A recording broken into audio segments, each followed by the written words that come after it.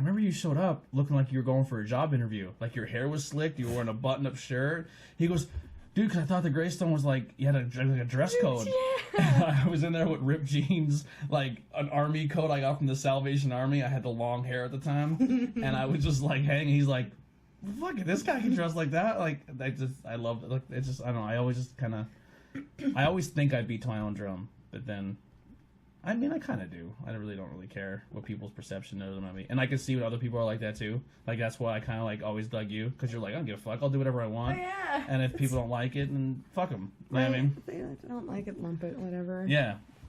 That's interesting. All right. So we'll start right there. Right? Yeah. All right. Hey, everyone. This is Anthony with Interviews with Everyday People. I'm here with Courtney. Hi. Yeah. So we'll get into the shirt thing first because we'll get that out of the way. So the first night I met Courtney, we were at... I mean, I think we've met before, but the first time we actually had a conversation, we were at, we were Facebook. It was one of those weird things where we were Facebook friends and commented on each other's stuff, and then we'd see each other in public, and we're like, is it weird to talk to each other? Like, hey, Facebook friend, and we never really talked. I think I know that guy. Yeah, so if anything, I encourage people, if you're like Facebook friends, and obviously there's a reason you probably are, have a conversation, because there's probably, I don't know, it worked out for us. It was a cool, we started talking, and I met Charles that night. Who's a super horror movie dude, and I was like, Chuck. Chuck. I freaking. But he goes by Charles on Facebook. Yeah, Charles Moran. Yeah, and he does awesome horror movie stuff. So, and we love our horror movie here. Yes. Yeah, we started talking, and you're like, oh, you're the podcast guy, and I was like, oh, cool, she knows about it, and I was like, because that's why I was like kind of first starting out. So anytime that someone said they knew about it, I was like. I got a little giddy. Someone noticed me. Yeah, and then you came up to me, you're like, I want to be the Alex Jones to your Joe Rogan. And I thought it was the funniest fucking thing ever. And at the time, Joe Rogan and Alex Morgan were on the outs. And then shortly after that conversation, the Alex Jones interview pops up. And they became friends again. And Alex wore a NASA shirt, and there's just gifts after gifts of him screaming. Oh my God, and he's fucking freakouts. Joe, the lizard people. Third world. It's real. People, these monks, they do shrooms and they go into an altered dimension. And Joe Rogan is like, you're freaking me the fuck out, dude. I always think that it sounds like he's like choking on a sandwich as he's talking. Yeah. He's like, there's something just in my throat this whole time. And he gets like, I don't know, I don't think he's a bad dude. I just don't think he thinks about what he says before he says it. No, he's like this big out, like, I don't know, everybody notices him. He's like, what I say, people listen to. And then he's just bantering on ridiculousness. Yeah, he flips everything. And he's super entertaining to watch because you have no idea where he's going to go with it. Like, he's like, Sandy Hook. and then he'll be like, 9/11. 9/11 is an inside job, and they have aliens on this planet. And you're like, wait, and then Joe Rogan, the whole interview was just trying to dial him back in. And he's like, well, just come back here. He's like, you are way over here. So when that interview came out, I think I sent you like the gif of him freaking out, and I found the shirt. So you have your Alex Jones. This is amazing. Yeah, you own your own Alex Jones NASA shirt. So there it is. This is great. And anytime I go to have a freak out, I'm gonna put this on and be like, "That's it." Yeah. So it's funny because it's not like I don't even think NASA makes that shirt. This is wonderful. I could not find that anywhere. So there's different versions of that shirt, but I couldn't find the actual Alex Jones one. I found it on Etsy. That's wonderful. That's where I found it on Etsy. Go Etsy. So I don't know if someone stole the print and made it themselves. I don't care. Yeah, it may not be legit, but it's the shirt. God, that counts. Yes. So that was our gift to you. Thank you. Yeah, and I think it's super fitting. Yeah. It is super wonderful. So if you haven't watched the pre-interview, spoiler alert, they happen the same day. Yeah, the power of the internet. We're drinking Hemp Tales. It's an 8% alcohol beer, and it's made with real hemp seeds. It's actually the Passion Fruit Express one. It's actually really, really good. I got the Cake Santa Monica City. And the reason we opened this can is because you kind of had a little bit of a job for a while. Oh yeah. working with something like this. So we'll get into that in a minute. But kind of talked a little bit off camera. So you originally grew up in St. Clair. Yeah. Yeah. So tell me, like, what was life growing up? Like, what type of kid were you? Like. the tallest kid in town. And the amazing basketball player that God. we found out that wasn't. Shut up, Dave. That's all I'm gonna say. God, I'm like, for him to even remember any of my Middle school days. Sports, anything endeavors is just like, good job, buddy. Thanks. Yeah. But yeah, no. So I played basketball in middle school, so that's where he was coming from with that. Yeah, he said you were like a phenomenal basketball player, and the whole time I'm thinking to myself like, oh my god, like I didn't like would have never pegged you for like a high school. Because when people tell me they were good at a sport, I never, my head never goes to like when I tell people I was good at soccer, I clearly say like I played until I was 15 in youth soccer, and then I played maybe a year of high school as a JV player because I changed my address. But I wouldn't say I was a good soccer player because I never got to test myself at a higher level. But like if someone's like I was amazing at karate when I was 8, like. I'm sure you were. Yeah. You know what I mean? I don't know. Maybe again, that's just with like how small St. Clair is. Like people notice every little. Yeah. Like I can remember things from, God, when we were that age, like when we were 8 and stuff like that. Just like it'd be yesterday. Be like, oh God, so and so peed their pants. Don't be their friend. Oh yeah. Though that's my favorite part of school accounting. If you're the kid who peed his pants in 4th grade, you are the kid that peed his pants until you're 45 years old. All right, like seeing even some of the kids now that I see nowadays, again, like from going to St. Clair, be like the champion sweatpants with the scrunchies on the bottom, and now they're like in gas station disco, and I'm just like, I remember you said kid with those champion pants. Remember the ones that used to rip off? And you never dare wore like nothing but shorts underneath them because you would be in your underwear in the middle of the hallway. Those were the days. But yeah, that was St. Clair type of town that you could like kids walked around and hung out and did stuff. Dude, we would be like 20 kids deep, if not more. Like the whole town would all be together. So even like kids that are like 3 years different. So we'll say like, I don't even know, like people who I guess who were like our seniors while and I was a freshman, we'd still all be together in St. Clair. Like everyone that came from like Arnott's Edition, some of the Minersville kids would come over, but you know, like Minersville had their own little clicky thing too. Now Arnott's Edition, that's if you like at the light by St. Clair, you keep going straight in that little patch before you get out of there. Yeah, so it's like heading up and there's like the cemetery on the side. So so I just learned that a couple weeks ago. I didn't know what that area was called. Yeah, it's alright. There's still parts of that side of the mountain I don't know about. Like everyone always talks about Port Carbon. I didn't know where Port Carbon was. Oh, I mean, I didn't really hang out in Port Carbon. Yeah. Food. I went to Botech with a lot of kids from Port Carbon. That makes sense. There's a lot of like tinker kids. Yeah. That love cars. Yeah. I was in the plumbing and heating class. Yeah. I hated it. It was the worst. I don't even know why I picked it. I think my dad picked it. He's like, you should do plumbing because you learn a trade and it'll be really good. It's great. Yeah, and as we talked about earlier, I have a really weak stomach. So why did I think plumbing would be a good idea? Because there's shit in toilets, like, and the weird, gross things. Like, I was not good at it. Like, if they're like, yo, you have to go fix this toilet. So I remember the first time we ever had an actual job to do was at the Votech. And we had to go up to the second floor where the third floor where the cosmetology girls were. Like, that was like their girls' bathroom. And 3 of the toilets were clogged, completely shut. To the point we had to take the toilet off the wall and fish it out. And 4 buckets worth of tampons. I was just gonna say, how many tampons were like? Yeah, 4. It was like the old Star Trek. I don't know if you like. You remember the Trebles, the little furry like animals that would just multiply all over the place. That's what it was like. There was just tampons, like literally 4 painters buckets full. And I remember I walked in and I was just like I can't do this. The stuff and it's just like oozing out. Yeah, and luckily a lot of the it wasn't like it was 4 buckets of used product. It was just the girls being assholes and stuffing the toilets full of tampons. Take this, plumbers! You're gonna learn something today. Pretty much. Yeah. Hope they come up here. Yeah. Yeah, and it's not my problem anymore. So the entire time that we were fixing it, I think I hung out in the cosmetology room, and because I was like, his name was Mr. Wank. I was like, Mr. I can't do this. Like, I will throw up. He's like, you're gonna be a plumbing and heating guy. I'm like, I hope I'm really good at heating because I can't do plumbing. And I had a couple jobs after school with plumbing. Like after I graduated, I was lowered into a septic tank. With holding a flashlight in my mouth, trying to fix, and I'm just like I puked like 4 times. I was like, I quit. I can't do this. I'm just put me back in factories. I don't care if I get less money. I can't deal with bad smells. But yeah, that's the thing too. Like Monty City, that was a type of town where I wouldn't say everyone hung out. There was definitely still like a riff in the town. Like there were still cliques. Like so, certain kids didn't hang out with certain kids, and like not to go to certain towns because that's where like maybe the tough kids were, and you get beat up. And then there was like the west side versus the east side.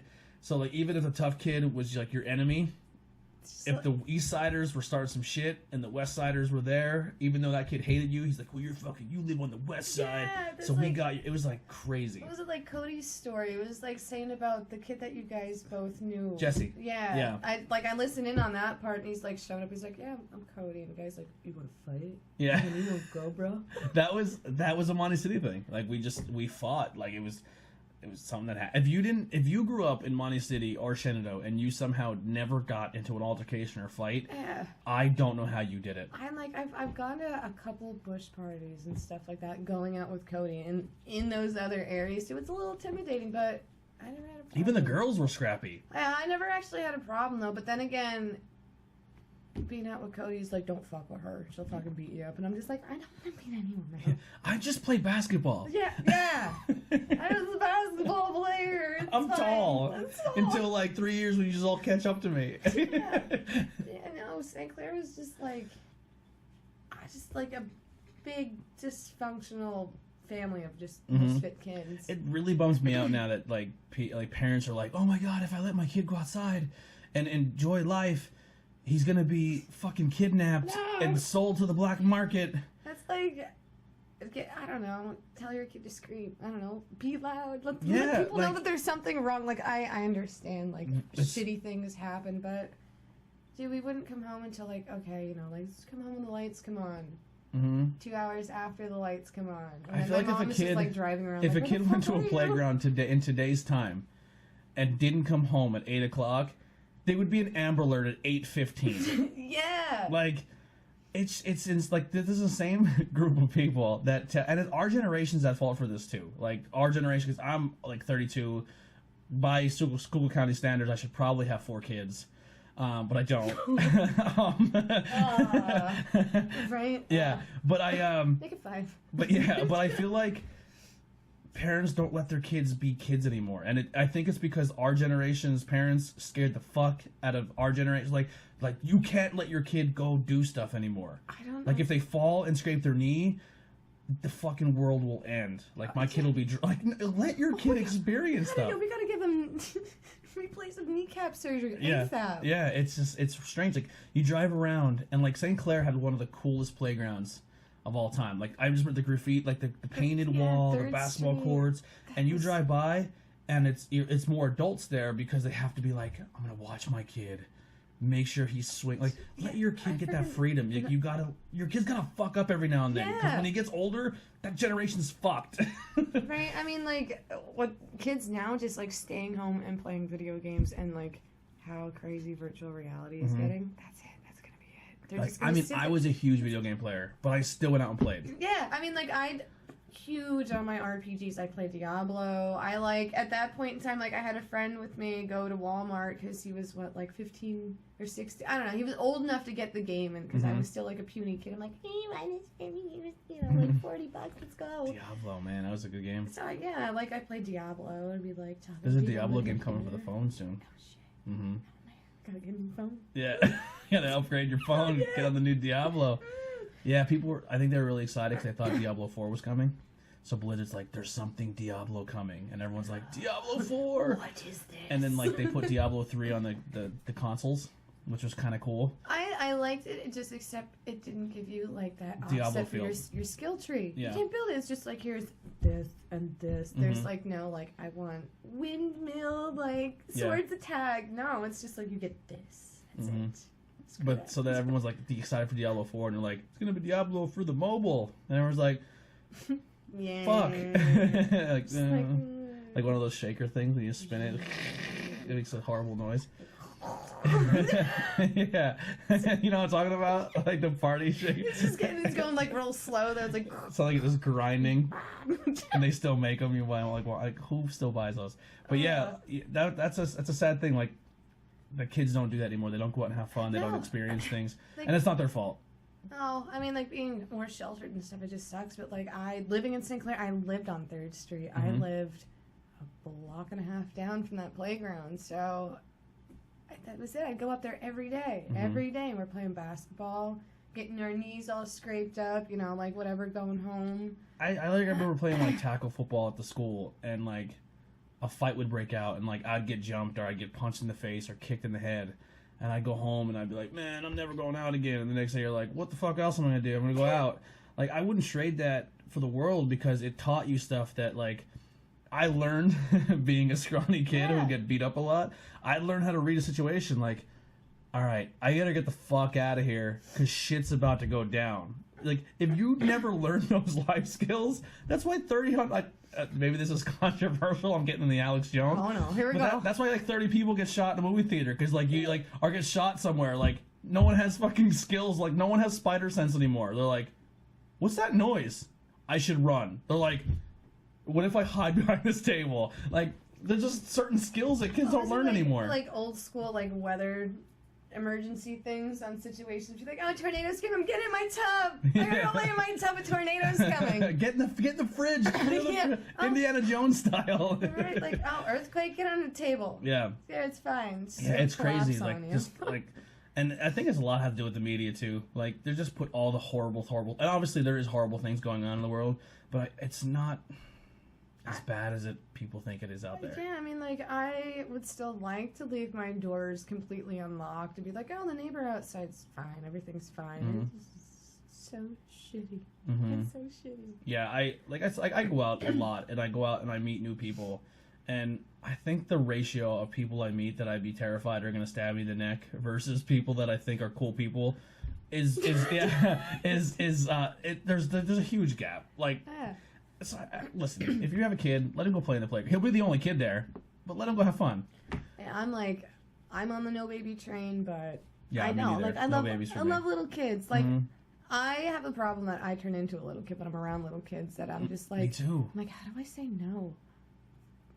Okay, we're going to do this. Like, you wanna, I don't know, color my nails and put makeup on me, and then we can shave the dog. Let's shave the dog. I'm doing for that. I'm doing it. So people see me like, you would be such an awesome dad. I'm like, no, I wouldn't, because I like going to Walmart at 3 a.m. Like, I would be a shitty dad. I'm just really cool around your kid because you don't play with your kid. Right? And like, oh God, and years ago, like, people would call me mom because I'd be like, oh, friends, let me take care of you. I got you. Everyone's safe. And like, somebody say something to you to take care of this. Or I don't know, and I never cried either. Like, when we were growing up, like, if one of us fell or, like, something bad happened, I'd pretend my best to be the tough guy. Now I cry like a friggin' baby, but... Behind closed doors, you're breaking down. Oh, yeah, but I would be like, oh, because, like, if I'd, like, fall off my bike and I'd just be like, oh, okay.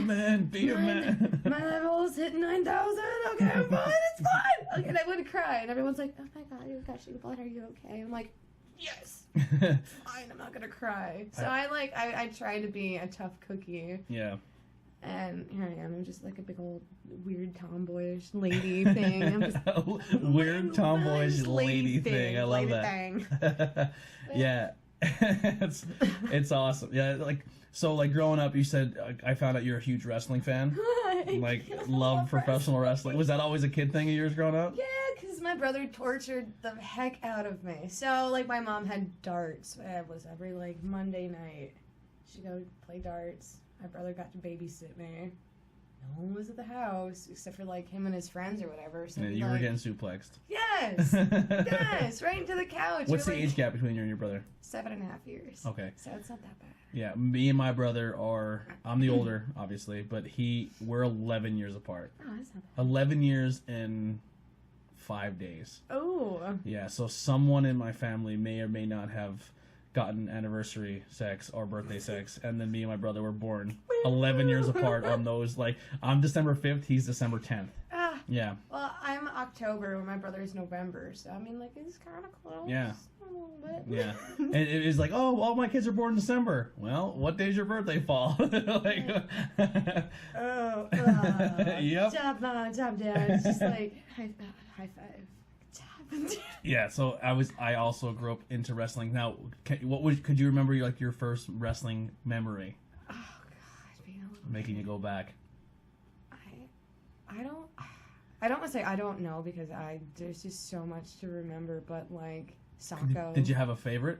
Mankind? Yeah, Mankind sock. I loved his sock. Mm-hmm. Absolutely loved his sock. But Goldust and Undertaker. I love Goldust.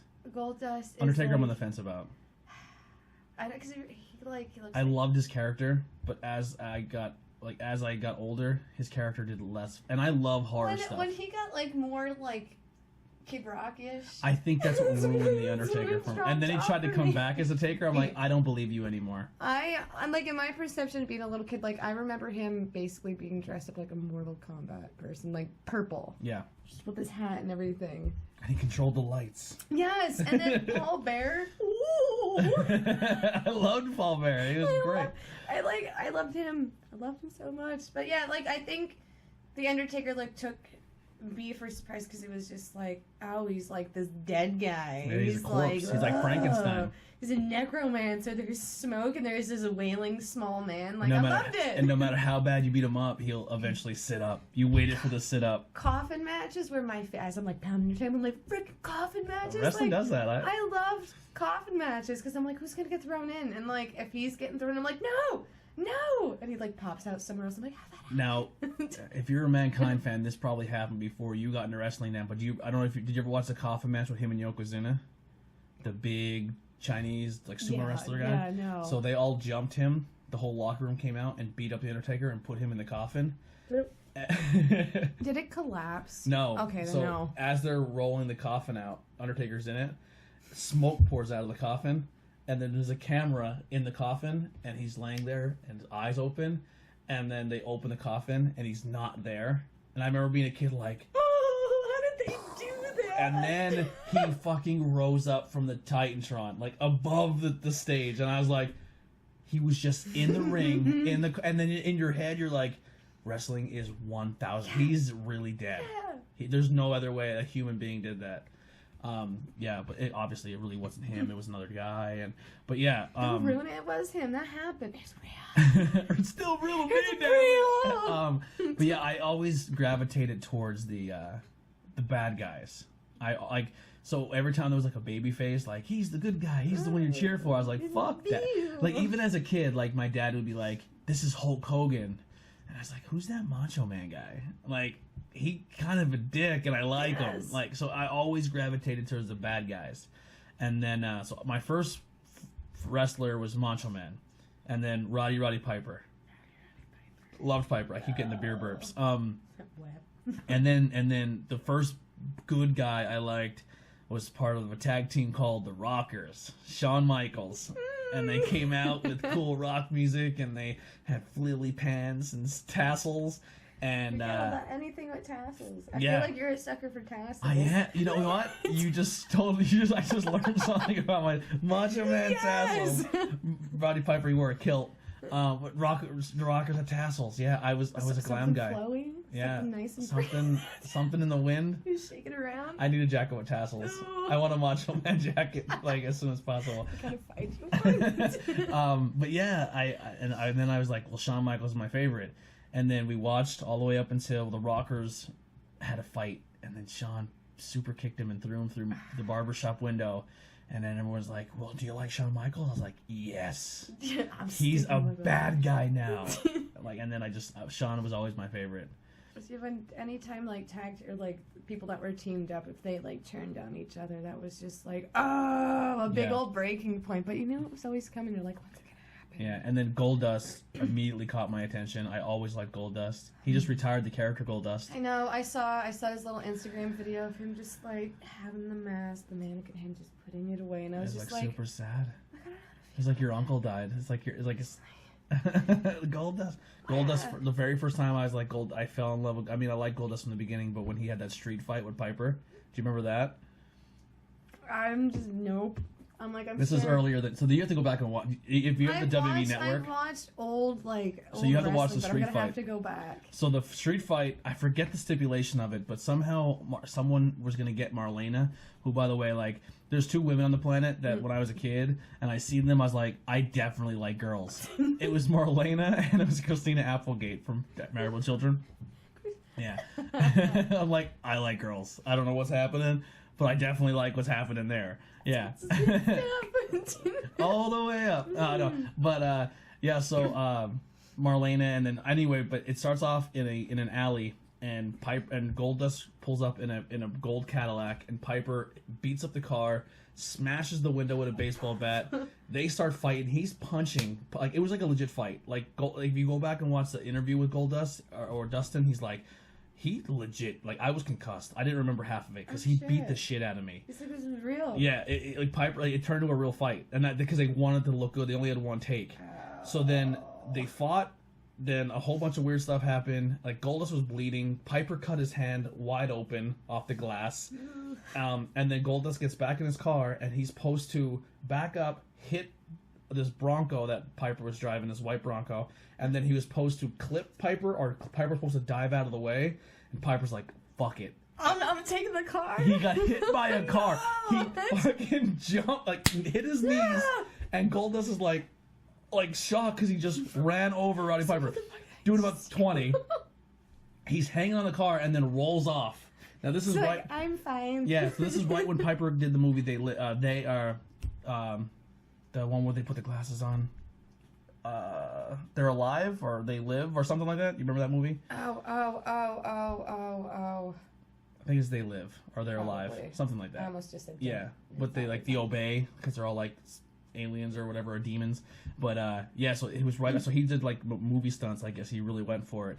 So then the rest of the preview of them on their way to the arena, they just took the O.J. Simpson car chase footage because Piper was in a white Bronco. And they just put that on the TV, which makes it even funnier because they're even joking about, like, oh, here's Piper on his way to the arena and the cops are chasing him. I could have sworn I seen this before. Like, they took the OJ footage. I have an O.J. Simpson slammer in my backpack right now, probably. From Pogs. Like a Pog. Yes, I have a slammer. I wish I still had all my Pogs. Chris just brought them out the other day, and we both have these matching OJ slammers. It's like my hobo coin. It's like my little. I have an OJ beer up there. Pizza Boy made this one called the Orange Julius. Oh. And it's there's a white Bronco, and it says the Orange Julius, and on the bottom it says the juice is loose. Yeah, I'll show you when we wrap. There's some beer bottles I keep, like, that's a Stone Cold beer, the Broken Skull IPA. Stone Cold. Okay, so in Stone Cold's like earlier days, like when he was with Stunning Steve Austin. When he was Stunning Steve Austin, he looks just like Corey Taylor from Slipknot. Yes. It's if you ever go back and look at Corey Taylor did a video with Steel Panther where he had a long blonde wig. Oh God. Yeah, it's really funny, and he's like in spandex and stuff. It's hilarious. And then I have it's like an old school 8-bit video game called Pro Wrestling Moves. That's like one we kept there too. And then my Hunter S. Thompson beer, the Gonzo. Oh, the other one next to it has Pennywise the Clown on it. I don't like. I'm like, please, let me just put my glasses. Then you put my cheaters on. Okay. Yeah, I have other ones up there that it didn't fit in the fridge anymore. Like I have the No Effects box, but I have a bunch of weird beers. The No Effects. We got to go to the camp out last year, and Fat Mike got kicked off his own freaking tour because he made a joke about the Las Vegas shooting. Yeah, because they were in Vegas. He's like, oh, like, at least we didn't get shot type deal, and everyone's like, boo. Sometimes you gotta make light of situations. Like, I'm sure he wasn't like, I'm glad these people got shot. Yeah, no, it was just like one of those, like, oh, you were an asshole, or he's an asshole, so everybody just made it 10 times worse than what it needed to be. But it was still a lot of fun. What band, did they have a band replace them, or they just went on with the regular set lineup? They just continued with the Anthem type deal. And then every other band got more time on stage? Yeah. It was a lot of fun. Like, Chris, I think, oh my God, Pennywise was on, I think, and they covered Linoleum, and Chris's nipple ring got ripped out. Just bink! See ya!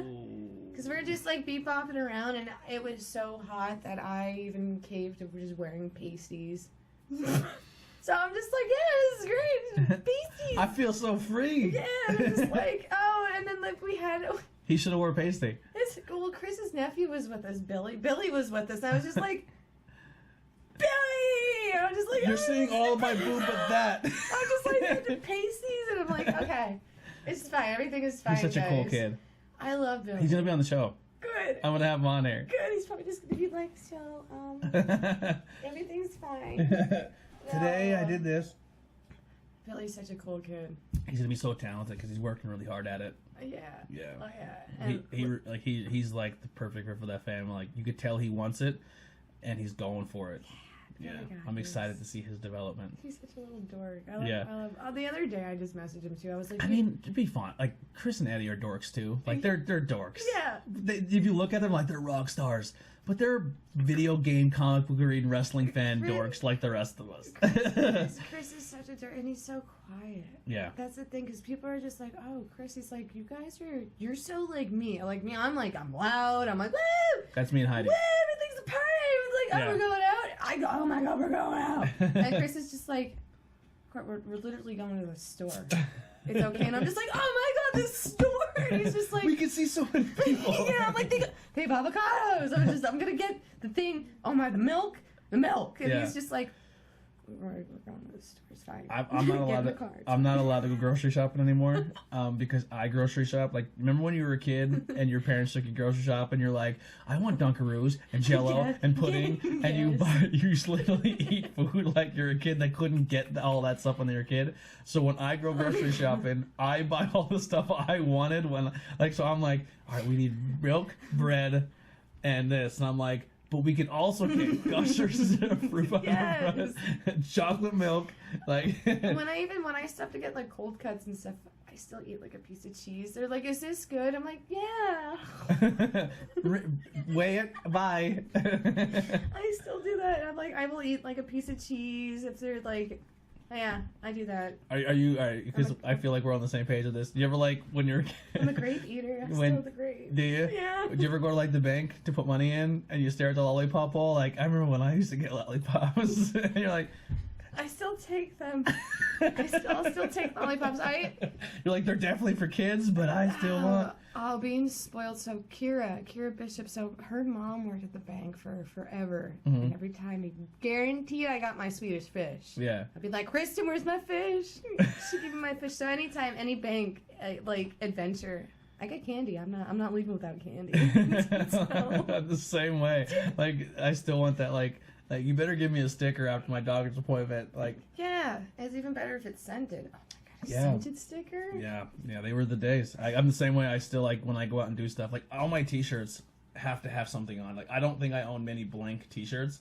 Like I go to work and they're like, you have to wear a button down and khakis. And in my head, I'm like, oh my God, but I have this really cool Ninja Turtle shirt that everyone will think will be so cool. Like, I still dress the exact same way since I'm like 14. Same here. I'm pretty sure, like, my leggings I have on, I've had since then. They're like from the Deb. Yeah, I had a pair of shoes that Heidi made me get rid of because they were so old. And I'm like, but they were so comfortable.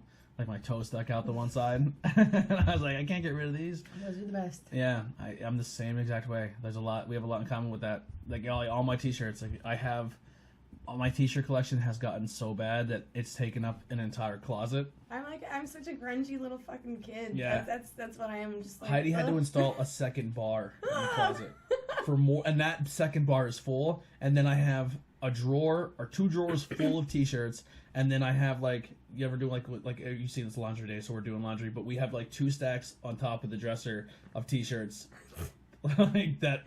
I don't wear all these shirts, but I literally have over 400 T-shirts.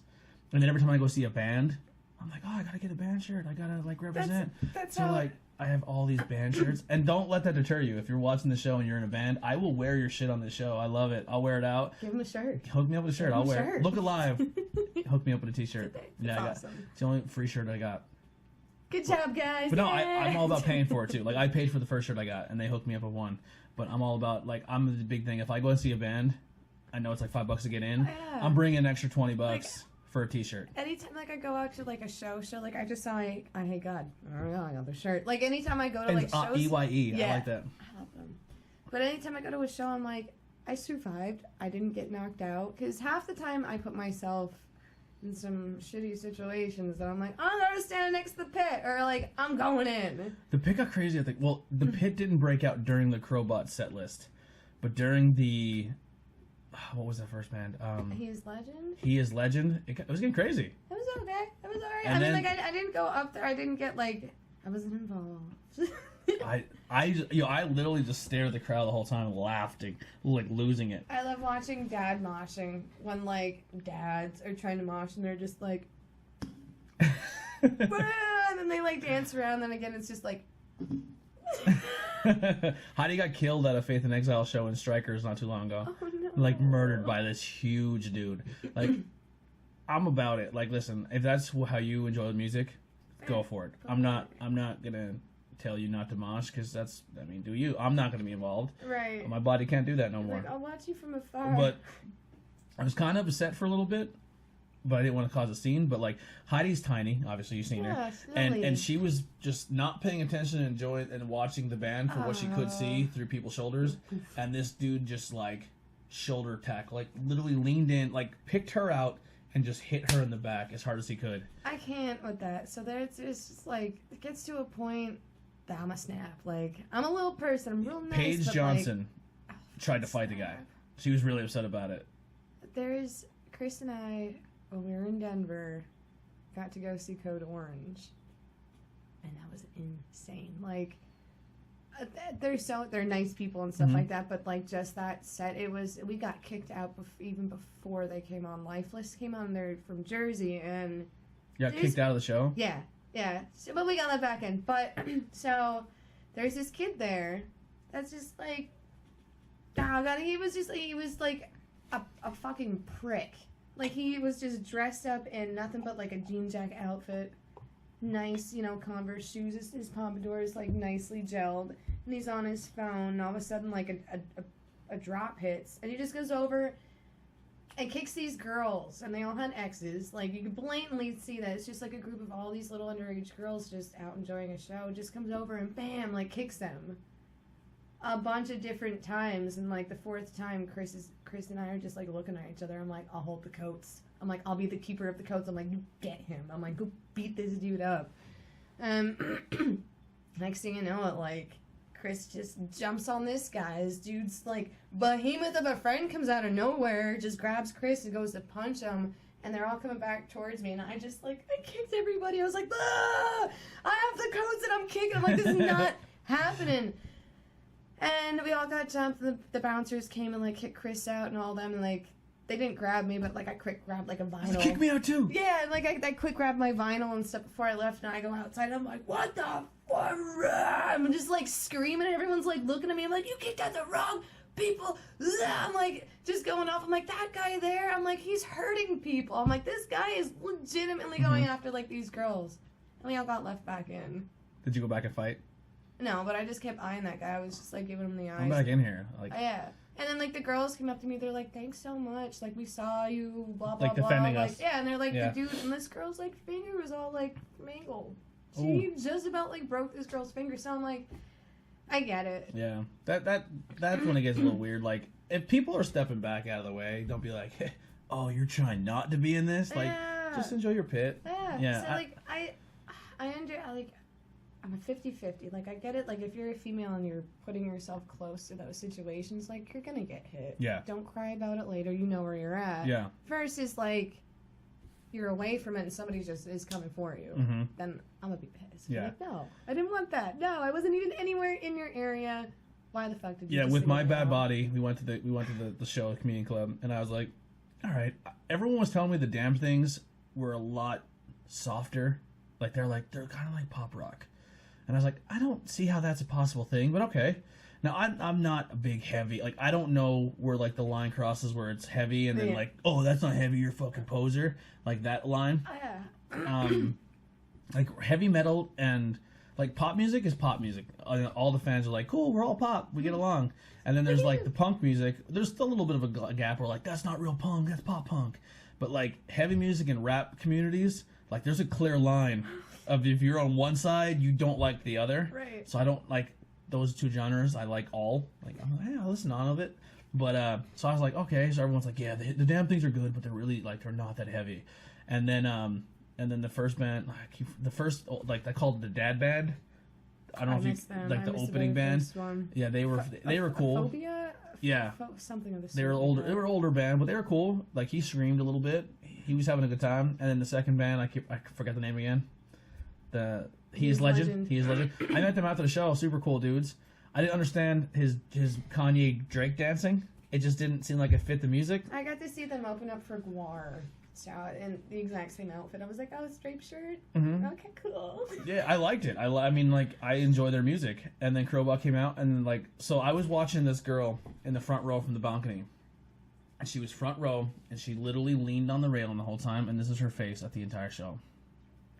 Oh, I watched a dad with the bald dad with the Metallica shirt on, right up front for the damn things, and I was just like looking through, like, because I went upstairs and I was like looking through. I was like, look at that dad. He's just like watching. Scary. Yeah. So this girl was with her friend, staring, and she was just like, I am not impressed. And I was like, what band is she here for? Because she like didn't even crack a smile. And then when the song would be over, she like it was like, oh, I have to clap. Right? So the whole time we're watching, we're like not making fun of her, but we're like, who is gonna be the band to get her? Like, and I'm like, is she here for Crowbot? So they're like, we're here. Is everyone decided for Crowbot next? And she was just like, are you ready for the damn things? And she's like, yeah. And I was like, okay, she's probably like a Fall Out Boy fan. Oh, okay, yeah. But she really liked the lead singer. Like she was looking at him like he was lunch. Like she would have done horrible things to him. But then Crowbot came out, and they had an amazing set. They killed it. They killed it. They took the show. When Brandon came out and he was doing like his Pennywise dance, like remember like when Pennywise was doing like the shuffle, she smiled, and we all like, he got her. Like she's a Crowbot fan now. Like she was watching, and then she went from like not impressed to like all right. Because when you hear Brandon's voice, it's like, holy shit. You're not expecting any of that, dude. His vocals are so great. I remember the first time I seen them at Goodfellas, and I was going there with my cousin Brian Roach. He used to be a tattoo artist for Custom Tattoo. He doesn't tattoo anymore though. Well, he does, I think, out of like his kitchen because he doesn't work for a shop anymore, or he bartends, or he works at a factory. I'm not sure the whole situation, but he was good friends with Jay Bird and all them, and they were all friends with So he's like, yo, you got to come see a band with me. So I only been to 2 local bands ever, and both times is when my cousin Brian took me. He took me to see Headplug, which was Randy's old band. I don't even know if I knew Randy then. Yeah, Randy was an old band, and the bass player was the bass player from Breaking Ben. Breaking Ben. Breaking Benjamin. We're going to say Breaking Bad. You're like, I'm going to say Breaking Bad. Did I say that wrong? No, I'm not a big fan of that. I'm not a big fan of that band. But the bass player was Bug, and then they kicked him out of the band, and he started doing his own thing. Yeah. I thought he was a cool dude. Like we talked the whole night, and I seen Randy perform, and I was like, this guy's fucking awesome. Like as a frontman, I was like, I went and seen other bands here and there, and no one ever scratched that itch like as a frontman that Randy did that night. And we talked, but we didn't really know each other. He just knew me as Roach's cousin. Right. Oh so man, then, you're like a dude now. You're like one of them. Yeah. So then we go to see Faith in Exile. Actually, the first band, Waking Up Dead, they're no longer together. They started the show. Then Faith in Exile is next, and I was like, oh, they're good. They're really good. Like they're heavier. Didn't expect it to be that heavy. And then Crowbot came out, and Brandon hits the first like note, and I was just like, and I looked at my cousin like, they're fucking good. And he was like, yeah, like that band is gonna be insane. Like they're gonna do really well. And then Cyanide came out, but the whole time I was watching Crowbot and Cyanide, I was like, oh my god, I could see, like, especially with Jaybird, I was like, I see a lot of that Randy kid in Jaybird, and then I found out later that they were like really good friends, and they kind of like worked with each other a lot. But oh my god, the best. Yeah, like, that was brothers. Like, yeah, and then from that moment on, I was like, I love the local music scene, and then I started seeing more and more. But yeah, that was like my first. I paid $3 for that show. It's amazing. Like 4 bands, $3 at Goodfellas, and then I seen them at the Chameleon Club. Like probably like I don't know how long Jaybird's been gone, but I mean it's about 5, 6, it could be even longer. But no, it's around there. But like yeah, now they went from a $3 band at Goodfellas or Planet Strikers to like they're in the Chameleon Club with all the damn things, and they're on tours all over the country. Like I'm so happy for them. It's so great. Like God, from just even like being at Trippin when they would first start playing down there, like Bishop and Brandon would do, I think it was like Wednesdays, like open mic nights and stuff. Like we had, yeah. You know what I mean? I'm kind of bummed. It's always started small. I'm kind of bummed I wasn't more involved with the Trippin crowd. Oh God, what a crew! I mean, like, and I've been there from the you know what I mean, like the beginnings. And so the reason I didn't really go too much into Trippin is the people I hung out with were all banned for some reason or another. So like I remember the one time we were like, I guess my one friend was let back in for a night and then acted like an idiot and got kicked out again. And then Steve was a stickler. Yeah. So I remember we walked in and I remember Eddie was playing with Japan 4 and I was like, hey, can we please, I want to go see Eddie play. And they're like, all right, we'll try to get in. So we walk in the front door. I just handed the guy my 5 and I just walked in the back. And I'm like, where are all my friends? Uh-oh. So I walk back and they're arguing at the door like, yo, what the fuck? You're not gonna let us in. It's been like, it's so old ago. Fuck that. You're banned for life. Get out. And the guy, I'm just like, and he's like, here's your money back. Like, I don't know you, but you're not banned. But they're not allowed in here. I was like, all right, not a problem. But we were gonna bring a nice crowd in with us. It's like that's just the poopy thing about that stuff. Yeah. It's like, okay, cool. How old were they when you banned them? Like, yeah. Now, don't get me wrong. The people I was with were sometimes hard to handle when they had alcohol in them. Yeah, so okay. It was just, I can say maybe it was justified, but I don't know. So Steve, I don't know. It's just, yeah. So then I went to one of my first ever I was like, I'm just gonna go by myself. I hope I'm allowed in. And I went to see. I think it was it Bad Mag? I forget who I went to go see. I know I seen my first Japan 4 show, and I was in Trippin, and I was like, oh, everyone in there I knew. Like, there are people I went to school with, and like that crowd. Like, this is a fucking, like, regardless of if you didn't like the owner, or you didn't like someone there, or the people of Trippin were cool people. I loved it. I still like, we were just like a dysfunctional melting pot. Yeah. And like anybody, like if I was on bar and it could be like anyone, like say if we have like a dude from out of town, like a gangster guy from New York sitting at the top of the bar, and then we have like the nerdiest white guy, and then like a really pretty girl, and then like some nerdy girl. By the end of the night they would all end up talking to each other, like guy, girl, whatever, anybody. Yeah, I definitely got that vibe. I was like, man, this is a really, really cool experience. And I seen Japan 4, and I left there, and I was like, that fucking band was awesome. And that was the night that Eddie was the front man. Yeah. And I was like, I finally got to see Eddie like do his thing a little bit, because I've seen him play, but I didn't see Eddie as much as I would like to see Eddie play. I seen him do a couple sets with Fulton and Cantwell when they did Dookie. They did the Green Day cover band. But then I got to see him front man for Japan 4, and I was like, man, it blew me away. Such a good time. And then I was there for the last night, and it was like, now I wasn't someone who was a Trippin' regular, but you can tell the emotion was there. Oh my goodness! Well, the next night, because I didn't have to bartend. I think I was bartending the night that you came in, and then like that last Saturday. Ooh, I got to be on the other side, and oh my goodness, forget it. Was Japan 4 the last band to play there? Yes. Yeah. So when you came in to see Japan 4, it was my last night bartending, and then the next night was like me just being able to like just enjoy. Yeah, I've never been in Trippin when there wasn't music there.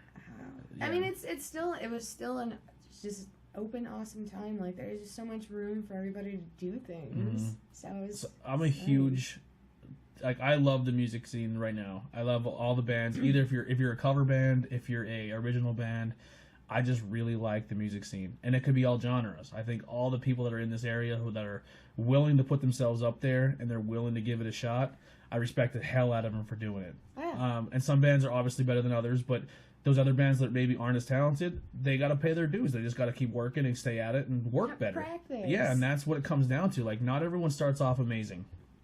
But it was cool to be at the last Trippin' night for Japan 4, and and obviously we said Mike Danger was he's going back home, so it was like a farewell to Mike.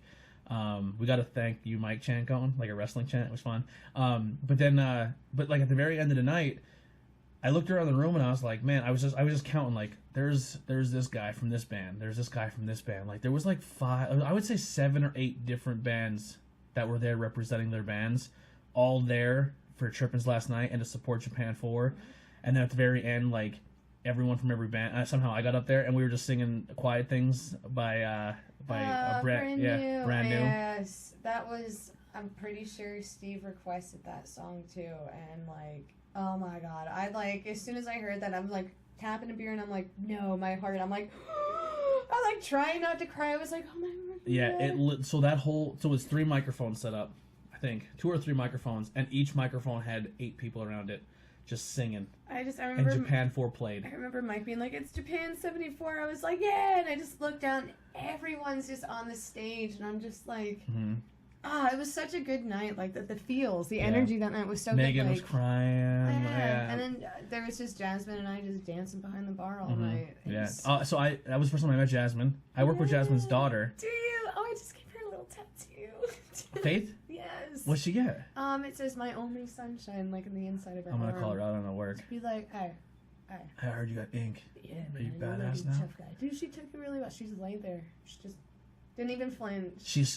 They moved my seat, but like they moved her seat by mine because like a lot of people that I work with, they're like super quiet, and then they're like, yo, when they sit by Tony, he gets it out of them, and they kind of open up a little bit, and they're like, you have to sit by Faith. And now she like talks to people. We have fun with her. Like if we have a conversation, like, Faith, what do you think about this? And she's like, here's what I think. Like she's like opening up more. And then I met her mom, and they're like, that's Faith's mom. And I was like, that she looks like she's 20. Like, I was like, yeah, she. Because like when she walked into the shop, and I was like, Faith. She's like, yeah. And I was like, you look just like your mother. Yeah. And then like I pulled that card on her, like. Yeah. I was like, hey. I was like, Faith, when you turn 21, we're taking you out to see bands. Because like we have like a bar, like our. Like we have a crew, and everyone's more than welcome to be a part of that crew at work. But we have a crew of people that come and see bands with us. Like Bad Maggie's like our work band. If we like go and see Bad Maggie, and I was like, Faith, June 21, you're coming with us. You know what I mean? Like, but yeah, she's really cool. And then I got to meet her mom that night, so that was cool. But it was just a cool experience, and like just seeing like every band out there support each other. And that's my favorite thing about our local band scene right now is how everyone like got each other's back. Like, if you ever got to talk to Jim Thomas Smurf at all, like he used to put together shows and stuff all the time, and like one of the best ones, it was years ago, was the Art Apocalypse show in, I think it was Port Carson. But it was just like insane because we had vendors, we had like a little flea market, like punk rock flea market-ish type feeling going on, and then just like all these crazy bands. Like that stuff works. I love that networking and like just. Because you know so many people. Rob Hampton's trying to do that now. Yes. And he talked to me a little bit when he was at Trippin the one night about just, like, things to happen. We were talking the one night, and we both were, like, brainstorming ideas off each other. And he's like, my only problem is, because I tour, I don't know what bands to put with bands. So I gave him, like, 2 or 3 set lists of bands that I would love to see together. And he's like, would that work? And I was like, fuck yeah. We're like, so I'll fucking put it out there. It's out in the universe now. So if this happens, Rob, make this the Interviews with Everyday People set list. I said I would love to see. I always give the nod to an original band first. Like if you do original music, I feel like you should close the show. Right. So I would like Mahatango. I love that band. I still have to get to see them. They're so good. I haven't gotten to see them. Just listen to them on Spotify. It's like my high school sad boy breakup music. Yes, boy. I love it. I love it. They're so good. So I would have them headline. I would have Bad Maggie, and this is not any order after this. So I would do 5 bands. Right. I would do Mahatango. I would start earlier too. Like I'd make it maybe 6 or 7. So I would start with So Mahatango and headline, and then this is like a melting pot. You can put whoever you want after. I would do Japan 4. They have to get a front man though. I would do Bad Maggie and Apollo 88 because they all do like the same type of like punk rock cover emo type music. Gotcha. And I think it would be really cool because I feel like at some point like those bands would merge on stage and do something really neat because I think they all get along and they all like each other. So it'd be really cool to see them like do that camaraderie. And then I would have like an up-and-coming band that's coming out now. They're going to start playing some shows because they're all from college, but they're called No Rain Checks. They're like younger kids, but they're so talented. I would have like the very opening band. That'd be cool. So like, and I was telling Rob, I said that's how I would do it. I would do like showcase nights, like have like 2 or 3 bands in it, and then have like one either acoustic guy or an up-and-coming band just come in and play to give them like, hey, this is the new band coming out, check them out. And the problem is that Rob is trying really hard to make it work. And there's some obstacles. Yeah, there's always obstacles. Yeah. There's always going to be bumps. And it's just like, with the area, too, I'm like, where do we There's go? nowhere else. Where do we go? Like, where does anybody go? If Goodfellas really wanted to take over a situation right now that Trippin's not a thing, they have the area by the balls. Yeah, the ball is in their court, really. I mean, like, they have the space. They just... Like the only other area that you can really put a band in, but you're not going to get a lot of people in there. I mean, if you really want to do a big night, I mean, Strikers, but you have no room to move. They're doing a lot better because they added like another station, so that's working for them. The Roundhouse is getting, it has space. I mean, the Roundhouse is spacey enough because they have that whole back room. Yeah. I mean, like, I frequent in there. Yeah. I go eat pizza. Yeah. But I mean, Have a besides drink. actually the staff members of the Roundhouse, Sam, she actually her boyfriend and then another girl I met, they actually drew our Interviews with Everyday People logo on the wall. I was so excited. I was like, yes, we're growing. But I mean, if you really wanted to pack a room and really showcase local talent, Goodfellas is the place to be. Like, work your way back up to getting a national act in there. Like, but the only other, and everybody forgets about it, the only other bigger roomed area is Pineview. And the only reason I say that is because I live in Pineview. Yeah. Like, I'm like in their little parking lot. yeah. So Do they even do bands anymore? every Saturday they do, and their parking lot's packed, and I don't know who plays. It's like, let's just say it's like a mom and pop's, like an older 70s band or something, 60s, 70s, and it's packed.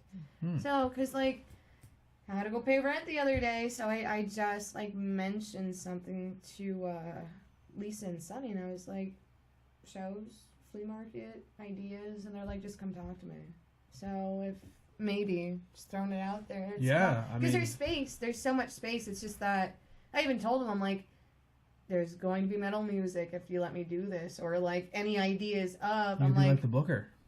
something, I could just be like, That'd be awesome. secret spy right now. I've developed a decent. I hope I have a decent relationship, but I feel like I developed a decent relationship with a lot of the bands in the area, and they're itching to play. They want to play but there's nowhere they can do it really. I mean, like, and We're gonna lose a lot of really good local talented bands to other venues because there's nowhere else to showcase. it sucks. I mean, like, even being out, if you want to try and be outside too, I'm like, I don't know many places besides like the park by Yingling and whatnot, like a little skate park. Yeah. Bearfield was something we talked about a little bit without giving too much away. But, like, imagine if you did, like, an outdoor Bearfield event and you had 4 or 5 bands show up. Like, there's just... If you're a local person in the area and you want to showcase local music, I'm telling you, the local band scene right now is good. It's good. Even, like I said, it could be cover, they could be original. Like, there's so many talented people out there. You need places to go. And, like, it just sucks even going back on that, just saying, like, Trippin was, like, the place. I mean, like, even up until the day that my last day, I was still taking phone calls. I'm like, can we book? I'm like, call back another time. Yeah. Like, I don't have it in my heart to be like, no, sorry, we're closing our doors. Good luck. Yeah. You know what I mean? It's just sucks. like, call us some other time. We're not booking right now. Yeah. I'm like, I don't even know where we are right now. I don't know. We went from... We jumped a lot. We did. It's fine. It's All right. Jumping. So we got wrestling. I came from St. Clair. I like wrestling. this is kind of what I expect the show, but I think it's going great. Stuck in the I'm music. gonna slide you just a little bit. All right. Do it. I'm gonna slide you up a little bit. I'll So just scooch up in my chair a little. no, you're good. You're good. Be comfortable. I'm a heavy leaner. Yeah. I'll lean back. Lean back. So graduate high school. Was Trippin like your first gig? Like where all did you work? Oh, so you think I graduated? Oh, you didn't graduate? Oh, here we go. This is story time. Yeah, okay, so my, like, high school debacle, I was too involved with, like, all of my senior friends, which was, like, Fody, Twig, like, Gary Marks, Kodak, all of them. So I didn't have any time for school. I was never there. So it's like we'd always be out. We'd always be doing something. But the big thing for me with school is just, like, I cared, but then... got to the point where I was like, hey, Mom, like, talking to my mom, I'm like, I want to go for auto body and engineering. No, that's not a good idea. And I was like, I'm done. Cashed out. Did you take, like, a GED, or? Yeah, I got my GED, like, 12th grade year? Or, a half a year after. Because I did go on to, like, online schooling with, like, that K-12, and it was the first year that they did it, and whatever. I ended up losing, like, a year of credits. Mm-hmm. So my senior year, they're like, oh, you're missing this. I was like, I'm out. Yeah. I'm not saying I would have dropped out, but I was very fed up with the education system in Monty City because we had a superintendent who took over who didn't last very long. Maybe 2 or 3 years, but it was the entire extent of my high school years. He was there. I don't even remember his name. He was a dick. Oh, thank you. I don't know if it's really cold anymore, but I like beer a little warmer because more flavor comes out. That's just me. But if you want to throw it back in the fridge, we can do that too. I can get you something else. Or we could bust out another hemper if you want. That's up to you. I'm like, you want to do another hemp? Sure. I'm like, my finger's on the trigger, but yeah. All right. So definitely do another hemp. Let me just finish this real quick. So we get there and they're like, hey, because they bring in like your 9th, 10th grade year, because I think what Votech is 3 years. Is that how it works? 3 years, like your 10th, 11th, 12th grade year. Yeah, I think. Yeah. From so 10th to 12th. End of your 9th grade year, something. They're like, who? Like they bring all the people in the room. They're like, this is the next. Like you're about to hit your 10th grade year, so we want to find out where we. 9th grade year was kind of like everyone took the basic gen ed classes, and they were all just bullshit classes. And like your 9th grade year was like a wash. Like you didn't learn anything new. It was just like in kindergarten. Yeah. You're like, welcome to the big castle. Yep. So like you would finish 8th grade in middle school, and then you hit 9th grade, and then they would do a 9th grade year, and then your 10th grade year you would find out if you're going to be a business, academic, or Votech kid. So we all sit in this room, and he says, the guy gets in the room, it's his first year as whatever he was, superintendent, and he's like, who's my Votech kids? And we all raise our hand, and he goes, well, I hate to break it to you. I'm an honest guy. I'm cool and tough, and I'm just honest. And I think that you're all making a huge mistake by taking Votech because you're just looking for the easy way out. I would have thrown so many pencils at this guy.